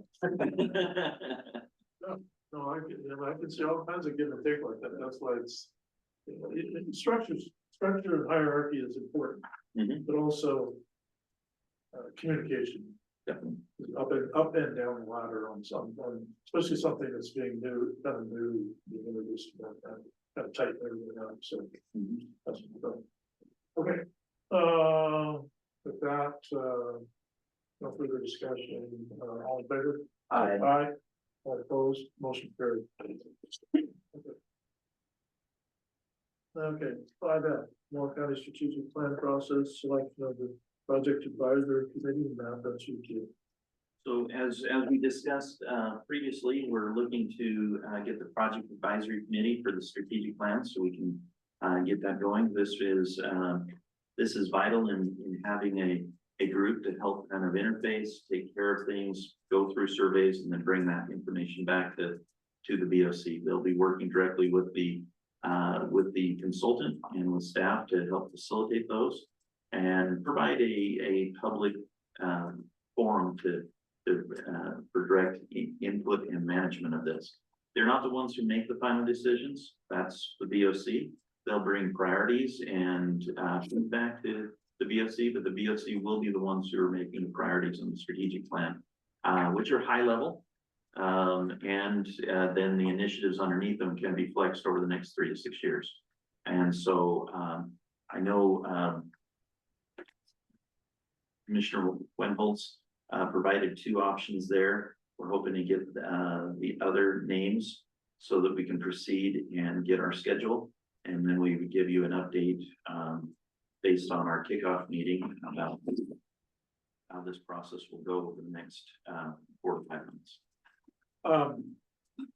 I have one name is Joe Perry, former Heppner mayor, retired from the Bank of the lives in Heppner. On some documents. Anyway, he's said yes, and then I'm working on another person. Hopefully she'll sit up there. She'll be good. So I only got one name at least. I can't throw a name out, I haven't got anybody to say yes yet, if they are contemplating.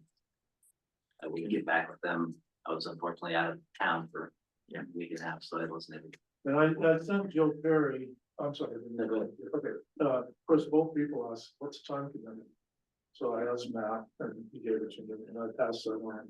And then to both of them, I have sent the proposal, but I also sent you Joe's contact. Yes. And I hope what you will do is, take it upon yourself to kind of contact them, either email or however you want to do it.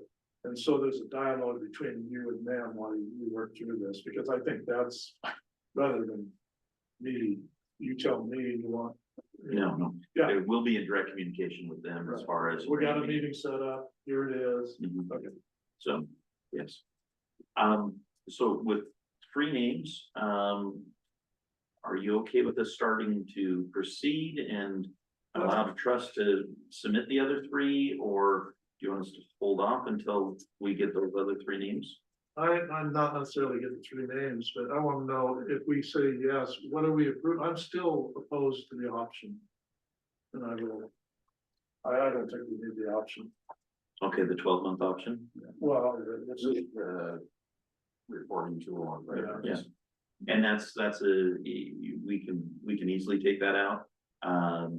And so, that's actually just a tracking program that we can help track initiatives, in other ways. understood.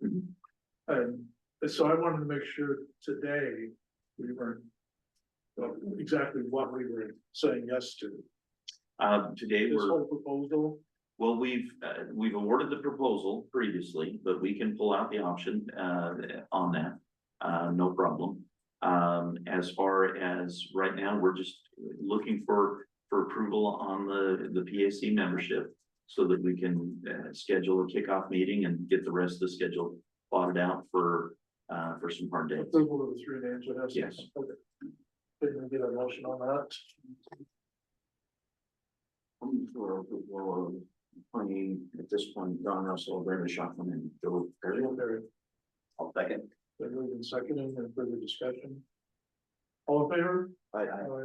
All opposed, motion carried. Okay, Thank you. yeah. Okay, so that finishes our business. Now we're on the department reports. District Attorney report, Justin. Yeah, this was going through a list, things pretty much going on as normal. Just trying to look back through. How to do monthly interviews for radio and stuff like that, so I'm trying to look for those. Pretty much, nothing really stood out, so I know. We have our, hunting season starting out, so there's always caution folks for the hunting.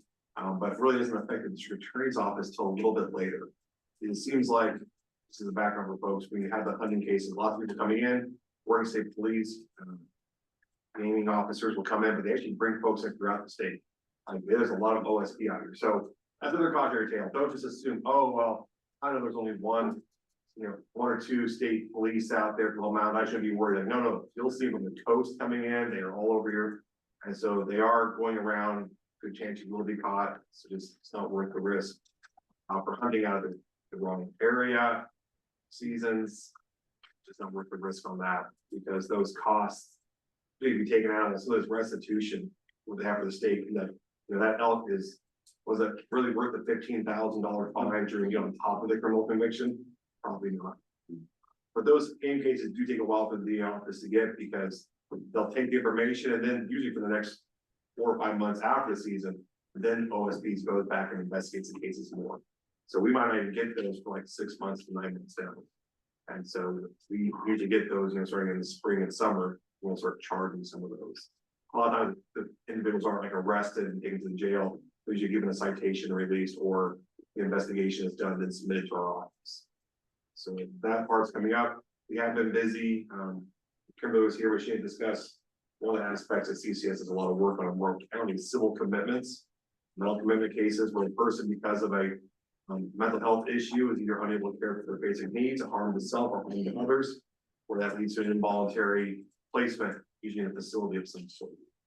We have had a string of those. Every week it seemed like we had another one. And so that's, while there's a lot of work with the VA office, it also is a lot of solutions. Right? They have set staff, they've really stepped up the game on having set people doing these investigations before they're kind of a rotation person. And so some people want to have as much experience as they need doing the reports, the investigation on these, but they really focused on that since they handle more on utility counties now. And so we've had some good turnouts, good reports, good communication on those, because the timelines are extremely strict, more strict than a criminal case.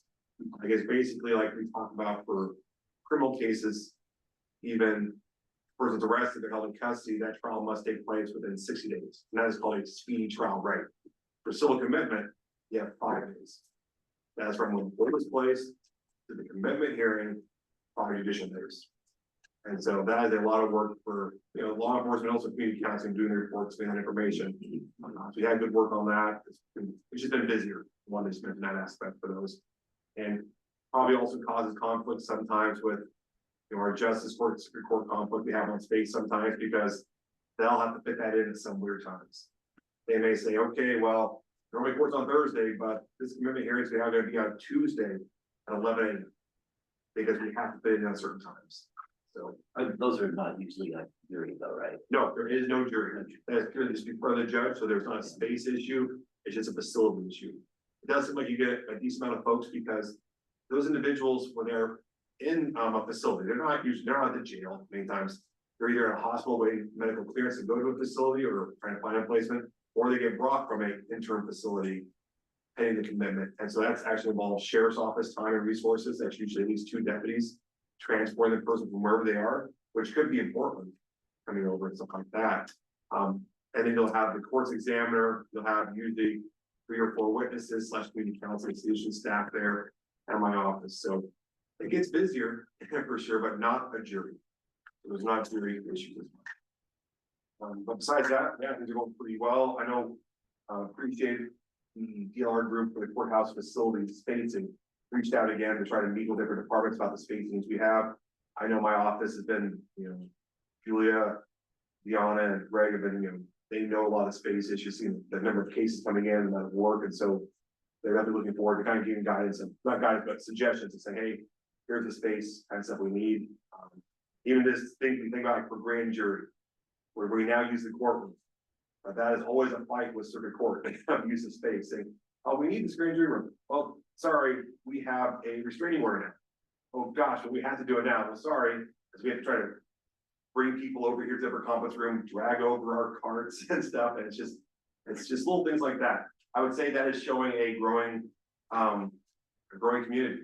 We have more criminal cases. We do have these restraining orders. We do have a lot of things happening. That workload has increased. And I do see the circuit court using more time than they normally did.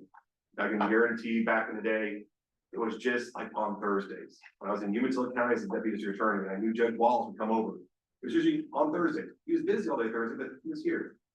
But it wasn't all the other times. And now we're fitting it in. I appreciate the court and the judges giving a lot of ability to say, hey, we'll come when needed. Like Judge Hill, Judge Temple are saying, we won't just be stuck on Thursdays. Hey, we can try to fit this our schedule in on Mondays and Tuesdays, which is great for those cases, but of course it does cause conflict with justice for you. So the sooner we can separate those out, there's a benefit to that, because the circuit court wants to give some more time on those dates, but there's still conflicts with the court space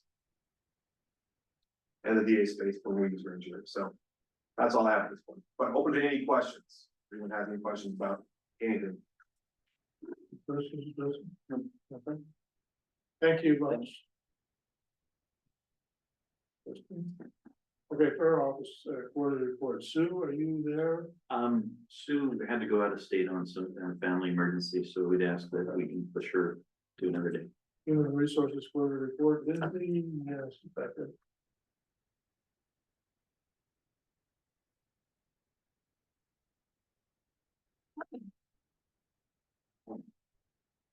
not really wanting anymore.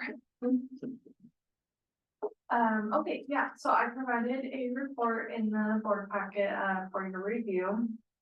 And as you can see, we have a handful of active positions.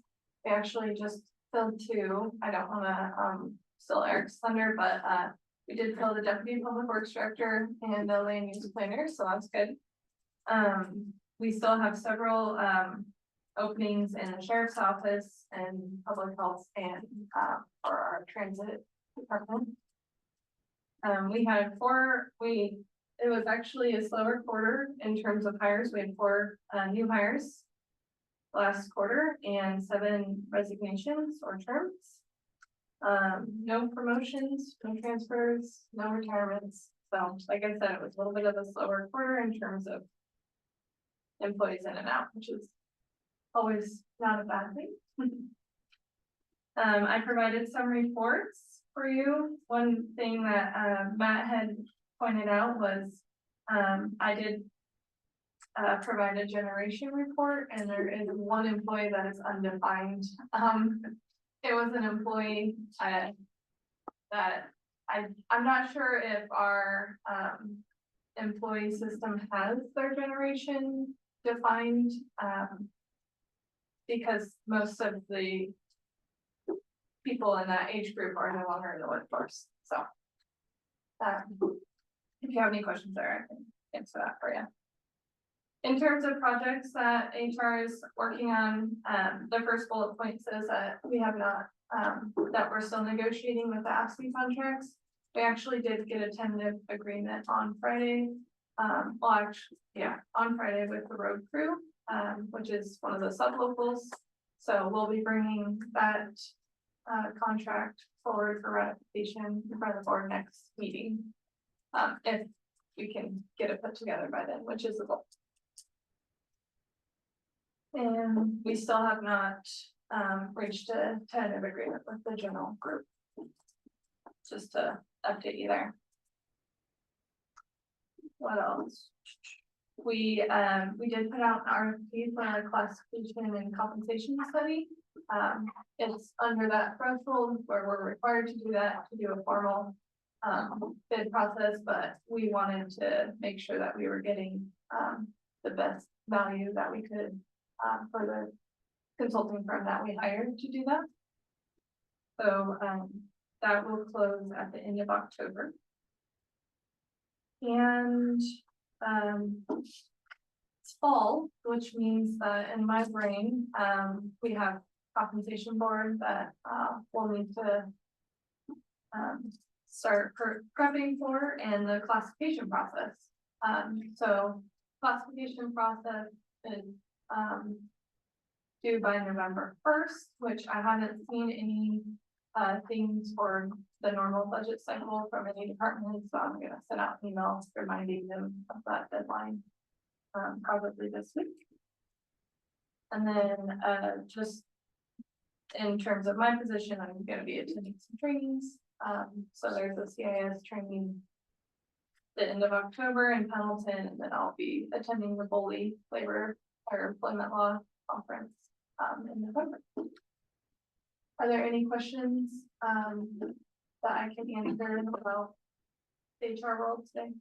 Just generally overall, it's, how do you see the job market from our perspective? Is it getting better as far as, what is it still? Just you've got to. Yeah. More, I guess you could say you get more applications, less, the same. It's about the same. Yeah, most positions are hard to fill. There are some occasions where we will have a position where we get 5 or 6 qualified applicants for, but most of the time, we'll have it open for months and we'll get a tripling in of qualified applicants. Any other questions, Lindsay? No. Thank you. Thank you very much. We appreciate the report. Next up is the public health department. Was the report, Robin? Good morning. Robin Kennedy, Public Health. All right, I did put a report in your packet. kind of pull out some of the highlights in it, at the beginning of the general updates, I, started to mention it in my last quarterly report, but we did go ahead and onboard a new health officer, and that is Dr. Emily Jack. She joined our team August 1st, and it's been a really good partnership. She's been very attentive to things that we need, and it's been really great so far. So she's signed all our standing orders, and we're in compliance with all that. The next section I have is a LCHIP update. So the leadership of LCHIP has asked me to kind of be the liaison to kind of report out what that committee is doing to the commissioners. So that'll be included in my quarterly report from here on out. If you're not familiar with LCHIP, it's a local community health improvement plan. It's basically all the health entities within the county that get together monthly, and we collaborate with some of the EOCCO organization, which is insurance coverage for some of our folks. And we are in the process right now of the community health assessment. It's expected to come out in January to kind of just assess the needs of where we're at health-wise within our county. So, and also we have been trying to pull together a government leadership forum. It's tentatively set for November 7th, and we are asking for one of you, most likely Commissioner Drago, since you're planning liaison, to be available to attend that. So I can send you out more information as I get it in. And moving on to the school-based health center, public health is we're still providing 5 hours per week to the community of Ione to serve students and community members there. That's a good partnership with the health district. Our immunization program. It is fall and it's our flu season, so we've been heavily involved in that, and it's going well. We're mostly doing outreach events. We have extended some of our hours in Boardman and in Heppner for drive-through clinics for people to just drive up and we can approach them in their cars so they don't have to come in. And we haven't had a huge turnout yet, but it's still kind of early in the season and people have other options of where to get their flu shots. So we're thinking that's maybe why our turnout's been low, but we have been doing a lot of outreach projects. I was able to help with one down here on the south end. We did the South Morrow Seniors Matter for one of their lunch events on a Tuesday, and we had a good turnout there. We've also been able to provide flu shots up at the assisted living here in Heppner and in Boardman, the daycare in Boardman, and I also went out with the team to 3 Mile Farms. Our outreach events have been well received because a lot of times it's not convenient for those employees to leave work and come into our clinics during clinic hours. So the outreach is really important and well received. So, but it keeps us busy. So on that, I want to say kudos to you to go and meeting people where they're at. And I It's think part of our that's mission, right? Yeah. I think that's one of the best ways to be able, is, as you said, that people working busy, and Yeah.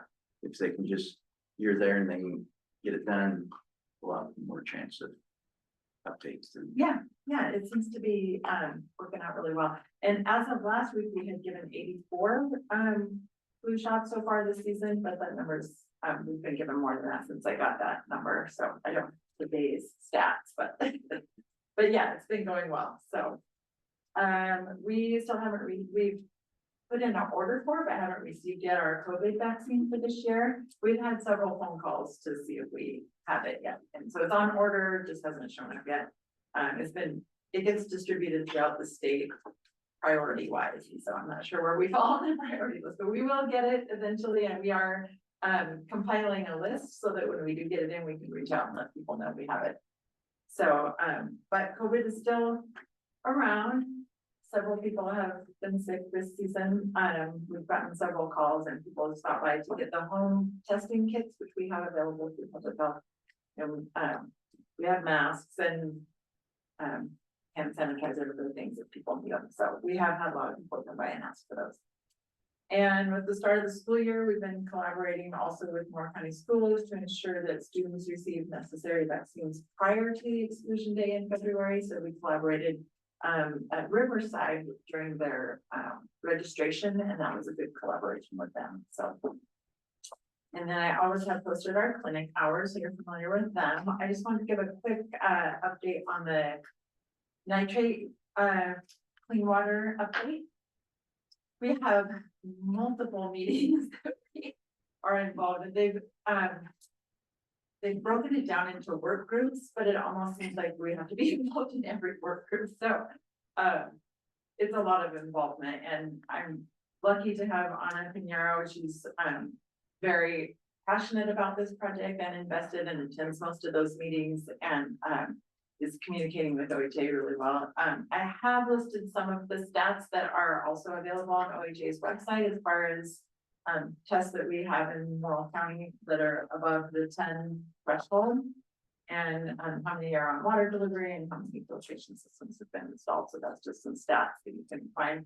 And also along those lines, we've been working closely with GSI, Umatilla County, and the planning department on the drinking water roadmap project, also known as the EPA grant. And that's some research for next steps of providing clean drinking water to some of those tribal owners, whether that's annexing city water or other water districts being developed. The research is still going on to see what is best going to serve most. And next is our family planning services. We still continue to offer those services monthly. We've kind of gotten caught up because our family planning program was on hold for a bit during COVID, and so we had to kind of restart that program. We had to play catch up with some of our folks that were needing exams, and we've pretty much caught up to everybody. So we may, it says we provide it monthly. We may extend that out to every other month, or we don't have to do it as frequently now that we're kind of caught up. And I also wanted to highlight, it was on the consent calendar, unfortunately, so there wasn't much discussion, but if you had questions about the partnership with Umatilla County to provide home visiting services, they proposed a contract. It was in there for you to look over.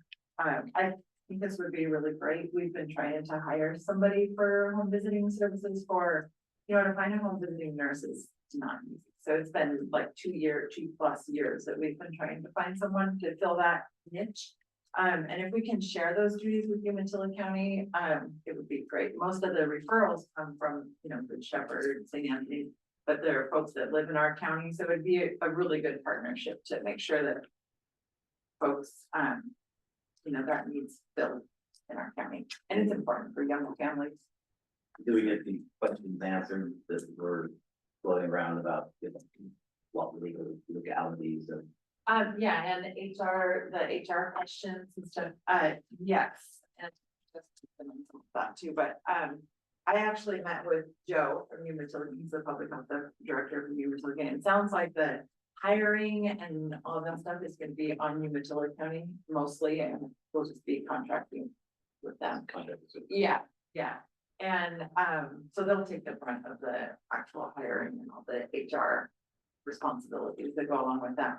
And I wasn't able to say what the exact cost would be to Morrow County because it kind of depends on the caseload. And there is some possibility for reimbursement through, I put the TCM program as targeted case management is what that is.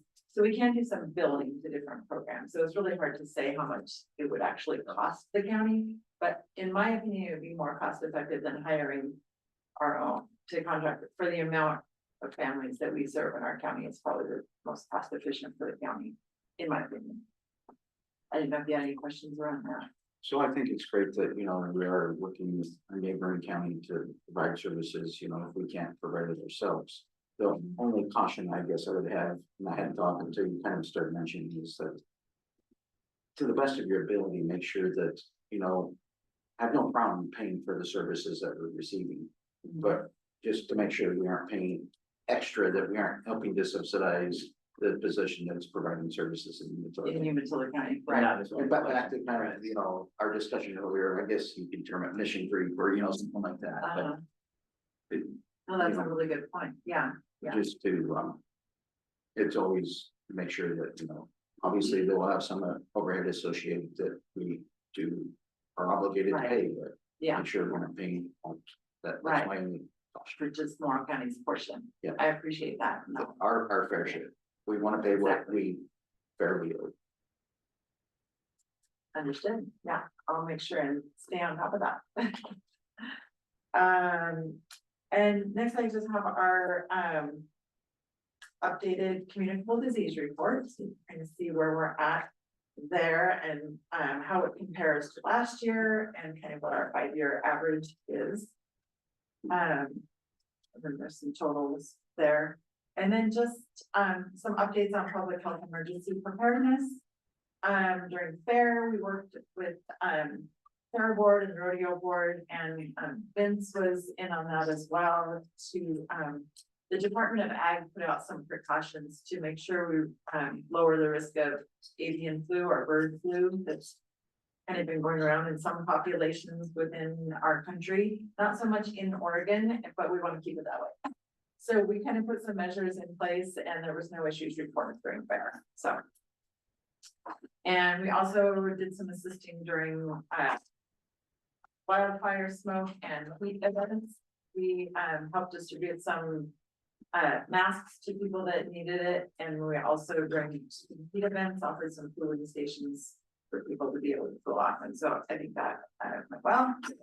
And we're currently updating our public health emergency preparedness plans. We have a goal of having them ready for your approval by May of 25, hopefully. It's a big process, big that we're trying to go through. And we've contracted with some folks to help us out. Staffing updates, I just wanted to make people aware that during the switch to Verizon, some of our public health staff phone numbers have changed. So we've updated that on the county website, and some of our folks in their email make sure to list their new number. So hopefully that gets out there so everybody knows who to call when they need to. And then just our openings that we have in public health. That's not all of that. Do you have any questions, other questions for me? Yes, thank you. Excuse me.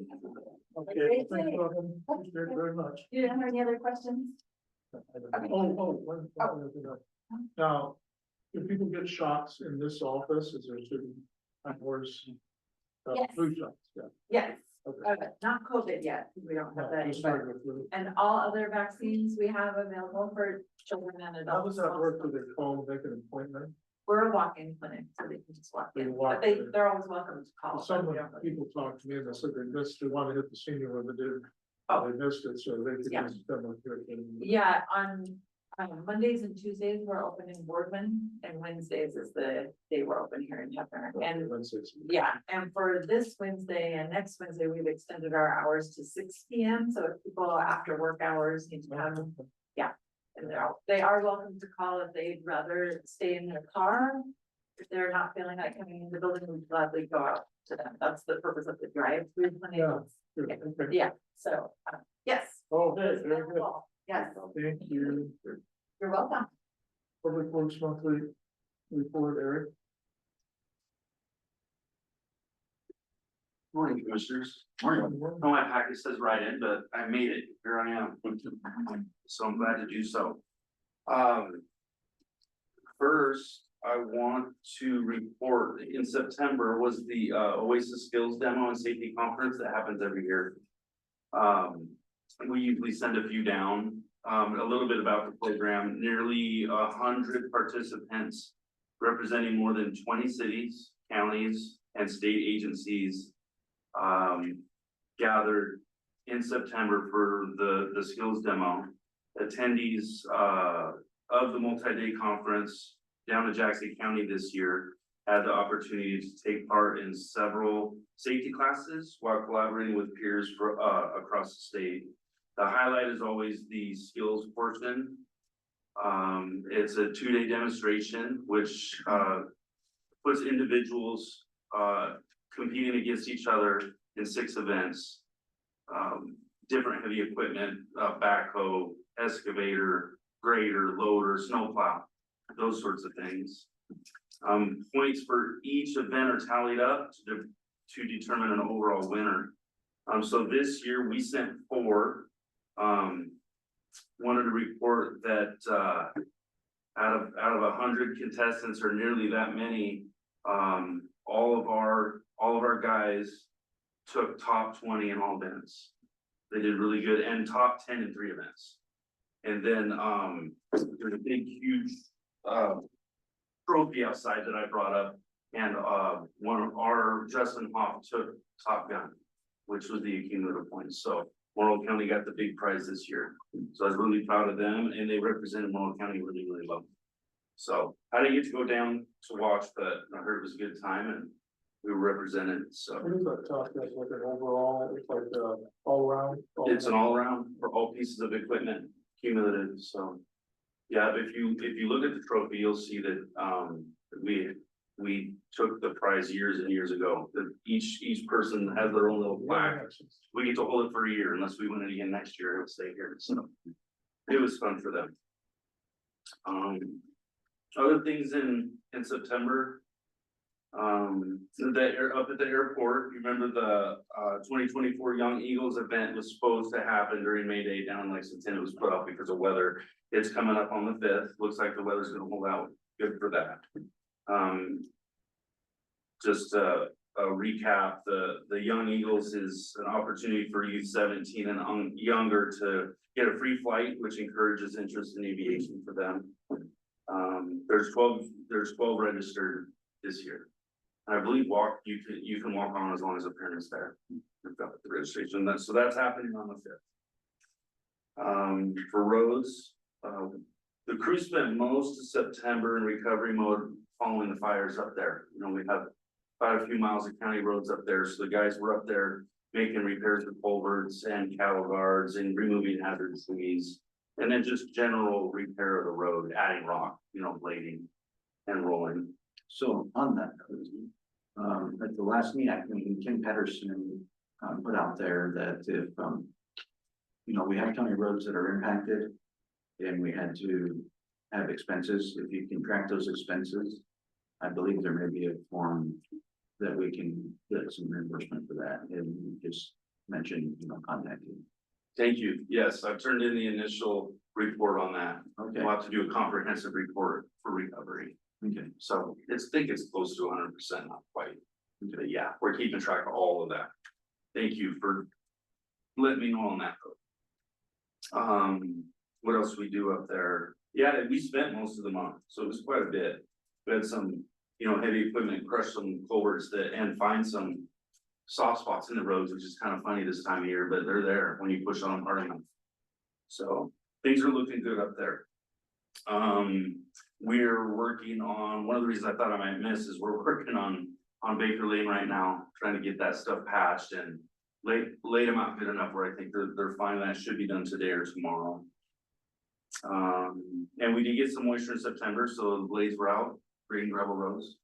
We're always hoping for rain to get more of that done. Weeds, and I have a whole lot to report. Corey does his report every month. He and I are working quite a bit on weed management with the energy projects, that he'll have a full report on that when he shows up.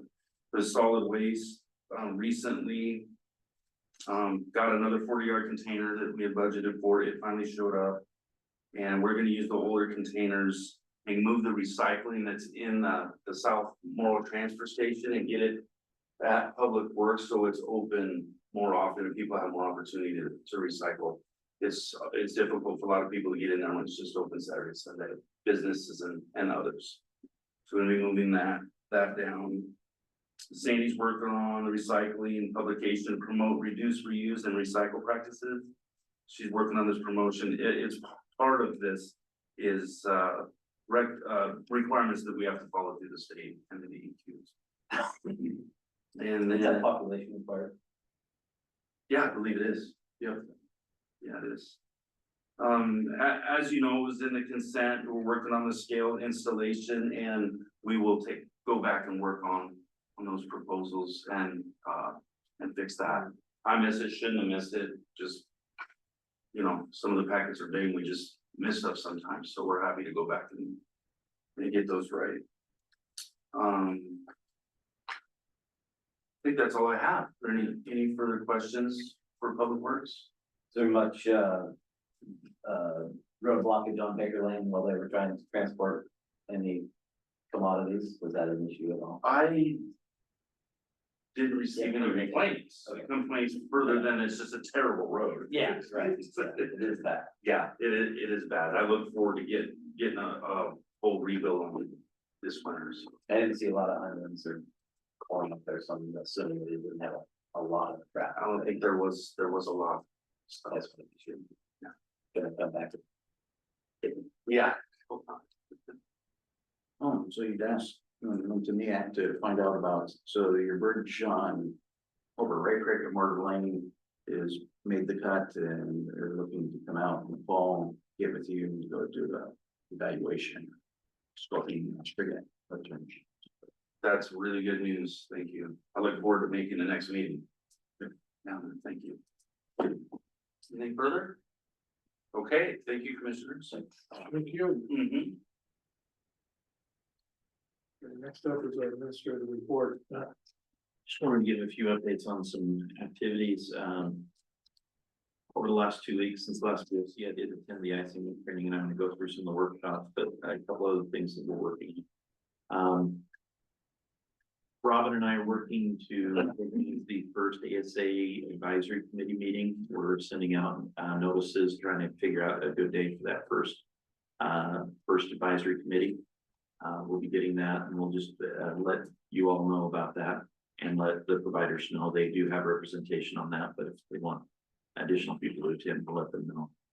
Should have that scheduled in the next few days and get that going. That'll be fun. I'll be riding shotgun with Robin just to make sure how things are, setting expectations and that, but it'll be their committee and I'll be excited to see that go. With the ASA, just let you know, all our providers are up and running. Morrow County Health District is still recruiting some full-time paramedics. They are operating with a combination of full-time paramedics and some part-time paramedics. That is allowable, but our goal is to get them up to full-time paramedics, so there's no question on response. And they are continuing to work on that. Courthouse update, we do have the geotech scheduled for up in Boardman. They'll be doing that. We had our first siting space needs analysis yesterday with Judge Hill. And we're scheduling others with the stakeholders to confirm how the layout is, so we can get design going in that thing. One of the things that has taken a little bit of time is just meeting with representatives on some of the grants that we have for the nitrate water issue. We do have RFPs out for our Business Oregon Technical Advisory grants.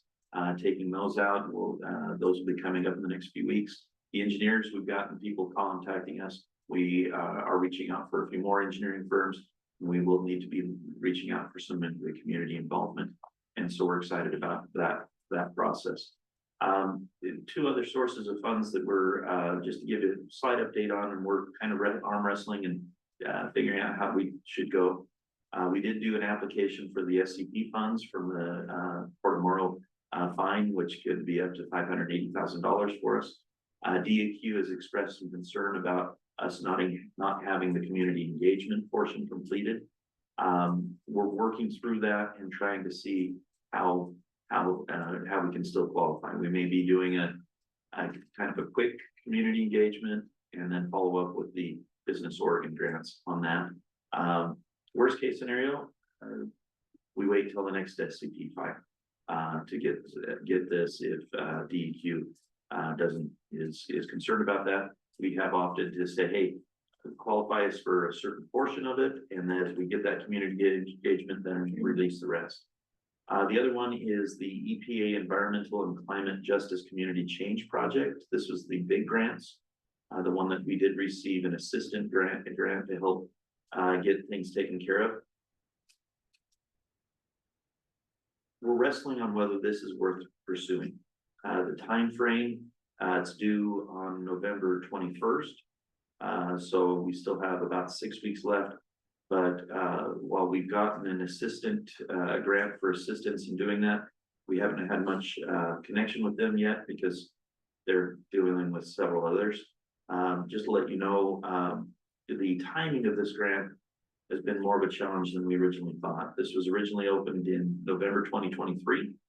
We received notice from the governor encouraging us to apply for this on August 9th. And they were already starting to award projects in July. We didn't get the assistant grants until September 4th. And so I think we're behind. And one of the things we found out is we need to have a contracted agreement with the CBO that has community, is engaged with the community that the project will impact. We don't have that. And so we're trying to weigh, and we're meeting with the state and Willamette partners on how the best way to proceed on that. And so because of that, I just wanted to bring that up to you. The other thing is they're anticipating awarding 150 projects and anticipating about 500 applications.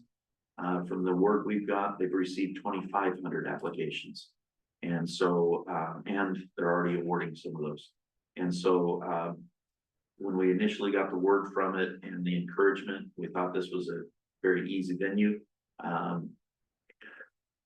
Just wanted to kind of preface it. This is a bigger hill to climb and might not be too fruitful. So we are still working on that. We'll keep you updated on that in that way. Codification update.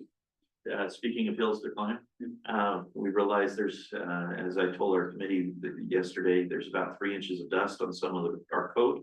However, I'm really excited about it, and we've divvied out assignments and for particulars to go through and confirm.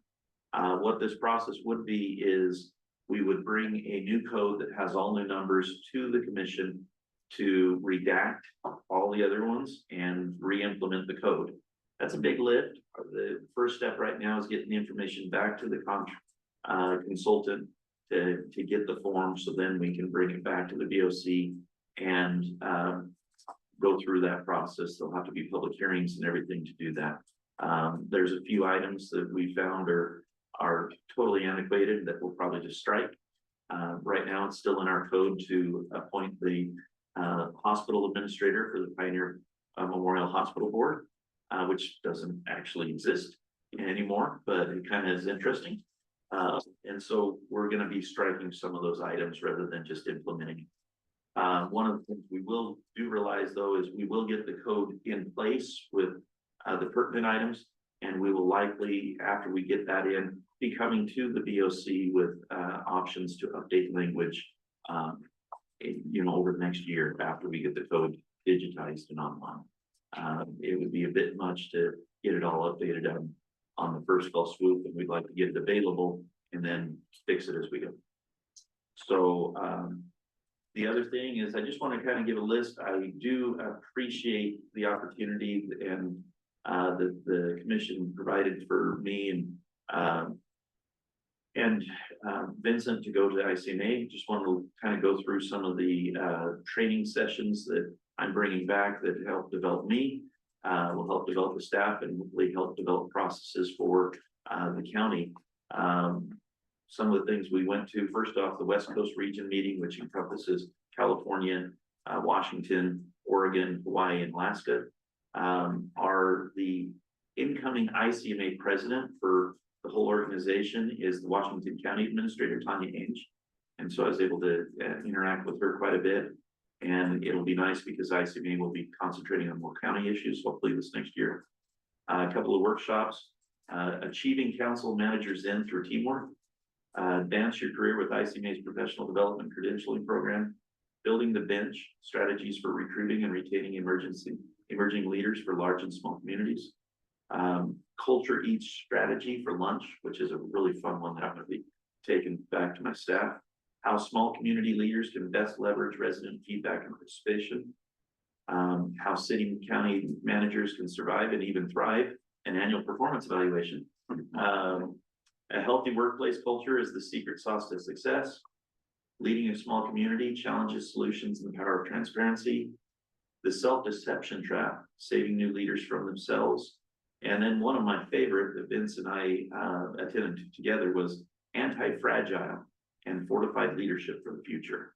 So those are several of the workshops. A couple other things, was able to network with other county administrators through NACA meetings, and the vendor hall quite expansive. And we checked with a couple vendors, including drop and go restrooms for our parks, to setting up little like webinar interaction things that we can go and explain through short videos, processes of the county and news, so that as people have questions, they go to our website, there's a little link.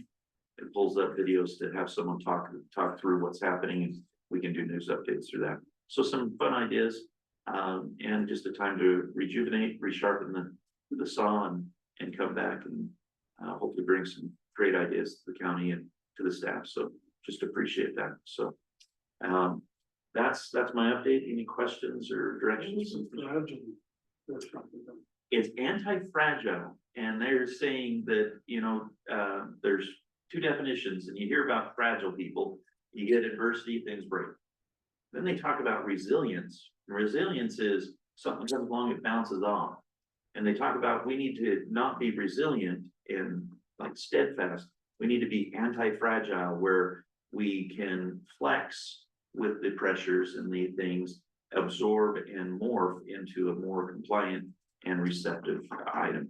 Some great points on that, and took some great notes, and hope to relay that to staff and managers as we go through with continued staff development.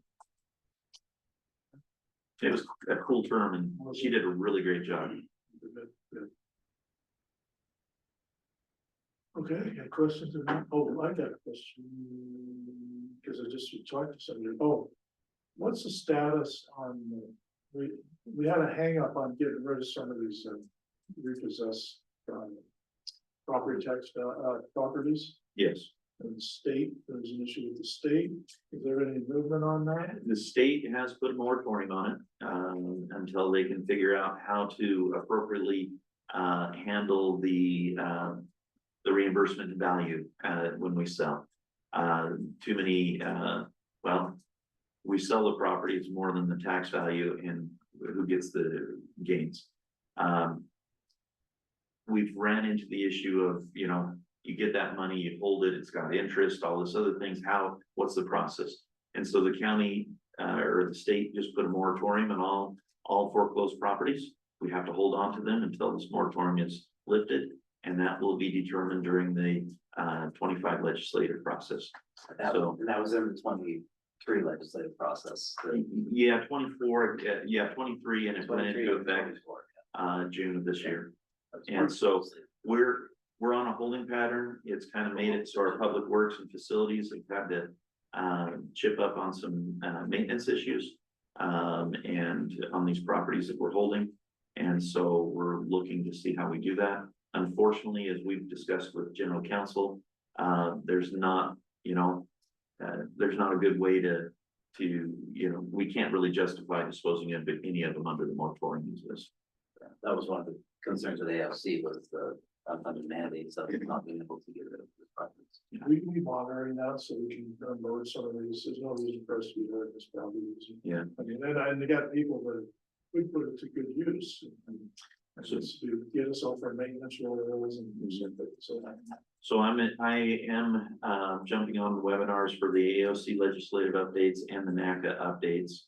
And look, that is one that's being talked about. So as we get any updates on that. Yeah, meantime, we found we never did have a policy on that, right?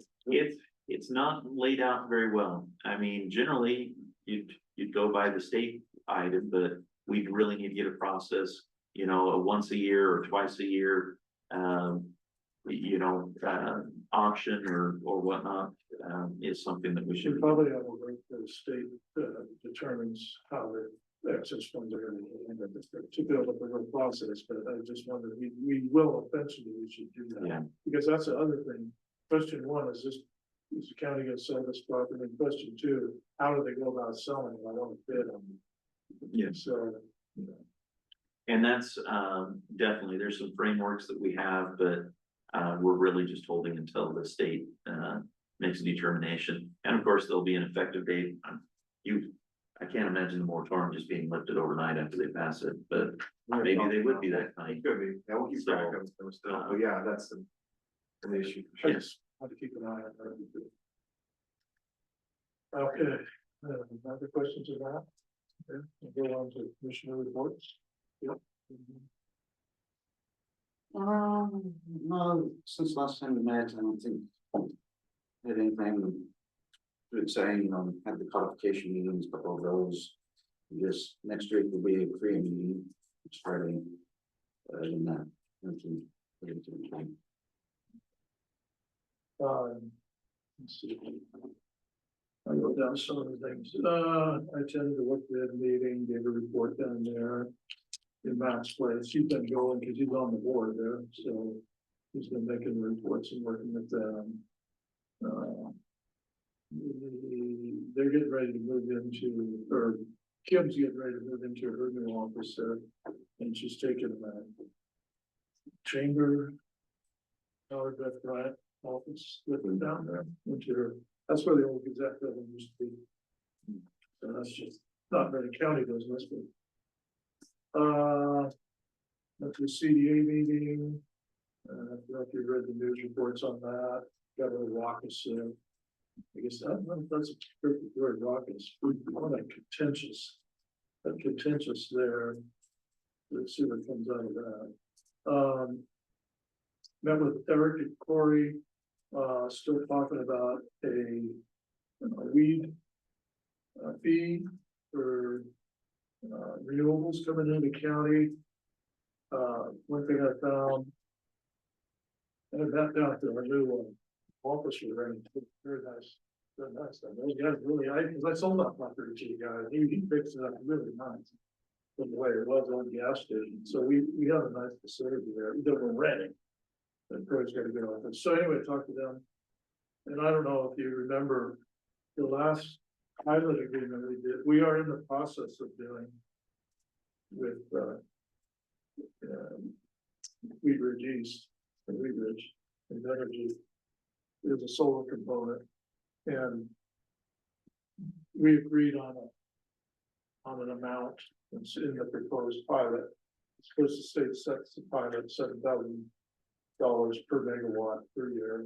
That's we worked out an agreement that we added to the pilot. So I met with Mike Gorman. I'm back to the same old thing. Is I want to see this. I'd like to have us see a step. This is what we're going to try. And we talked about it before, and you mentioned that I talked to Eric about lane and the road. And, you can't really do a per acre on the wind. It's just would be feasible. So they're going to think about that. And Chandler might fill us in on this, but it seems like solar is the one that's pretty hot right now. And I don't know, that's just my impression, because we met with the other solar company that is looking to come there, days and that with them.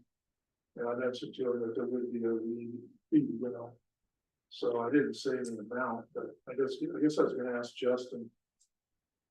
We're pretty much settled on using the template from the latest one that we got an agreement to. So we came down where we're going to $16 an acre with the 3% increase every year on the solar part. Okay. Because it's all on the wind. There's farming in between the roads, blah, blah, blah. So that's a little more complex. But just the solar is just kind of a flat. How would we set that up so would we need I don't know, what would we need so that we could show someone, I want if a solar company comes in and has an inquiry to Tamara or to Matt or whoever, we could say, okay, this is what you're gonna pay for these, and this is what you're gonna get out of it. That is a tough one. We talked last meeting, but that is a tough one, adding in sometimes those agreements of how we can process and do it. So off the top of my head, I'm not sure the exact way. I'd like to be a part of the meetings to discuss and look those over, just to see how we could fit that in there. Because a lot of times we have a set cost separately as a land use thing, but if we're previously would have included these in like a SIP agreement, would have been simpler, like to add those in. The solar ones were always a little bit different because the platform has more of a set price, so it's always a little bit different, those solar programs. And so I'd like to sit down and just to touch base with the group to say, all right, here's what we're doing, we should get involved with it right now. I think that's gonna be an important one. We're supposed to be doing now, we're gonna want to be applying this to all the rest of the future, right? And so. Well, that's the plan, unless the weed department comes to us and, hey, this ain't working, we're not charging them out. Well, that flexibility too, About right? what Pat brought up about, you can't be making money. I think you should. Yes, we did say that, that's the issue too. So we want to avoid that. We do, right? But it's pretty clear on the solar, I think, that, because you can get a pretty close cost analysis on it. So, but what I was thinking about is on that pilot is, because it's more complex than I thought until I started talking to Eric and Corey. There's a weed district in this county. Okay, yeah, that's what I said, okay. Well, they gave me he gave me the rules or bylaws, or what was it, the established the weed district?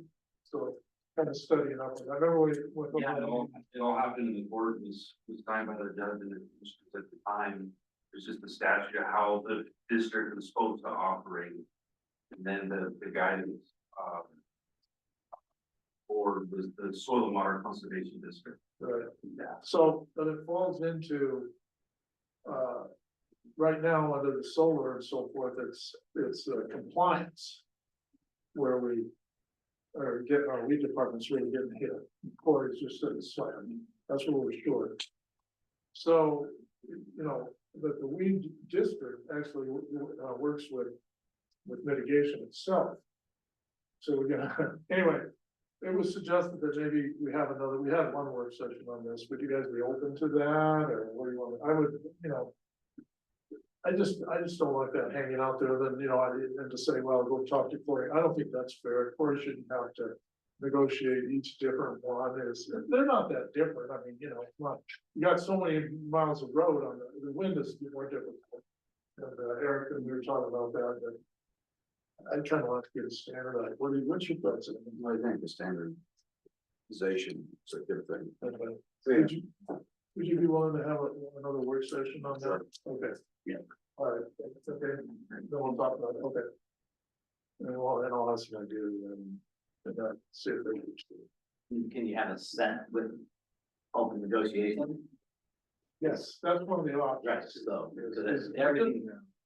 Here's what I found is. You wanna have an open negotiation, but if you want it dead or over, then you still gotta be able to negotiate back here. But, and one of the things I want to do, the reason I want to do this is, see, we didn't get, it's new coming into the county, all this stuff's coming in, so we're kind of playing catch up on some of it, you know, and that's why Corey slammed. Right. And then we have some stone coming in, and we didn't really get anything nailed down with ground. So I want to get ahead of the game a little bit, because this seems to be really coming heavy in the Morrow County. So let's get out there ahead of it, so we're not playing catch up. And all the time, but it can, you know, certain things can be negotiable. I like it when somebody comes in and says, like this guy we just met with, okay, I got this in mind for Morrow County, is at that point, tell them there's going to be a weed cost for them. So that you don't come back later, because I never like to do this in real estate either, come back, oh, by the way, you know, we have it, yeah, you know, and you're like 9 tenths of the way through the process. Well, part of the reason is the person you're talking to, you know, may not bother them, but he's already talked to his uppers and they've already, you know, put in their cost analysis and stuff like that. So just let them know and maybe an approximate cost, and that's gonna be negotiable. That's kind of what my area is. Okay, then I'll see it. I'll get it Matt and see if I can. All right. What else you got? Not much going on with Krez. See, Lamb Wilson's closing down, what's that, where they used to have time? Well, I haven't seen that. It's on the news that They're shutting down their potato plant processing down there, but they did cut back on the one they were gonna build up here. But as the president, there's not much going on in Desert. I just been listening, and they have really good work sessions with art there. She has them online and just I listen in, and he talks about the different aspects of, you know, all the crabs. Then he hits on sips sometimes too, so those are pretty good. Anyway, that's my opinion. I guess that's it. All right, Well, and I might ask the Hammer to help me on this one, but so we, on my the day of starting my vacation, I had to attend a meeting as I was driving to the coast. And she was actually there in person. It was it was about the Iguana. And what came out of that was, Courtney Kroll, who is the regional district, for representative for Governor Kotek, reached out to me and wanted to put something in the paper about the state plan. So we worked on that a little bit and got a statement for that. So that went out. The state plan is, what is the? It's called the nitrate reduction. Yeah, and what is the term of that, the longevity? That was one of the things that I wasn't able to get. When is it gonna start and how far is it gonna go? And I'm only about halfway through, so I don't know. yeah, well, yeah, no, that's, yeah, I mean, same, but anyway, I was just curious if you knew on that, but I wanted to update that is going into effect. So the Iguana committee is still in limbo, I guess would be the best word for it. So it's been kind of a difficult one to navigate where we're at. all right. But other than that, I was on vacation, so I didn't get to attend the meeting. And that went well down. Back on the coast. Good. Okay, Thank with that, we will go into executive session. Starting now and continue. All right. Morrow County Board of Commissioners will now meet in executive session pursuant to ORS 192.6602, which allows the commission to meet in executive session to consider information or records that are exempt by law from public inspection. And it will be under ORS 192.6602H, which allows the commission to meet in executive session to consult with counsel concerning the legal rights and duties of the public body, current litigation or litigation likely to be filed. Representatives of the news meeting and designated staff shall be allowed to attend the executive session. All other members of the audience are absolutely directed. Representatives of the news media are specifically directed not to report on or otherwise disclose any of the deliberations or anything said about these subjects during the executive session, except to state the general subject of the session as previously announced. No decision may be made in executive session. At the end of the executive session, we will return to open session and welcome the audience back into the room. Okay. With that, Even though, I guess, just to be clear, then, well, I don't believe there's immediate action needed. We do have a list that there could be potential decision or action afterwards. So just for the public's aware that it would come back as potential. I don't think so, because anything's possible. This is purely more an update, informative, what's going on so far. so there won't be. That's part potential, but not likely, I guess. Everything's a potential, but not likely. We had it on here as a safe. Potential for everything. Yes or no, yes. Okay, so. Ready?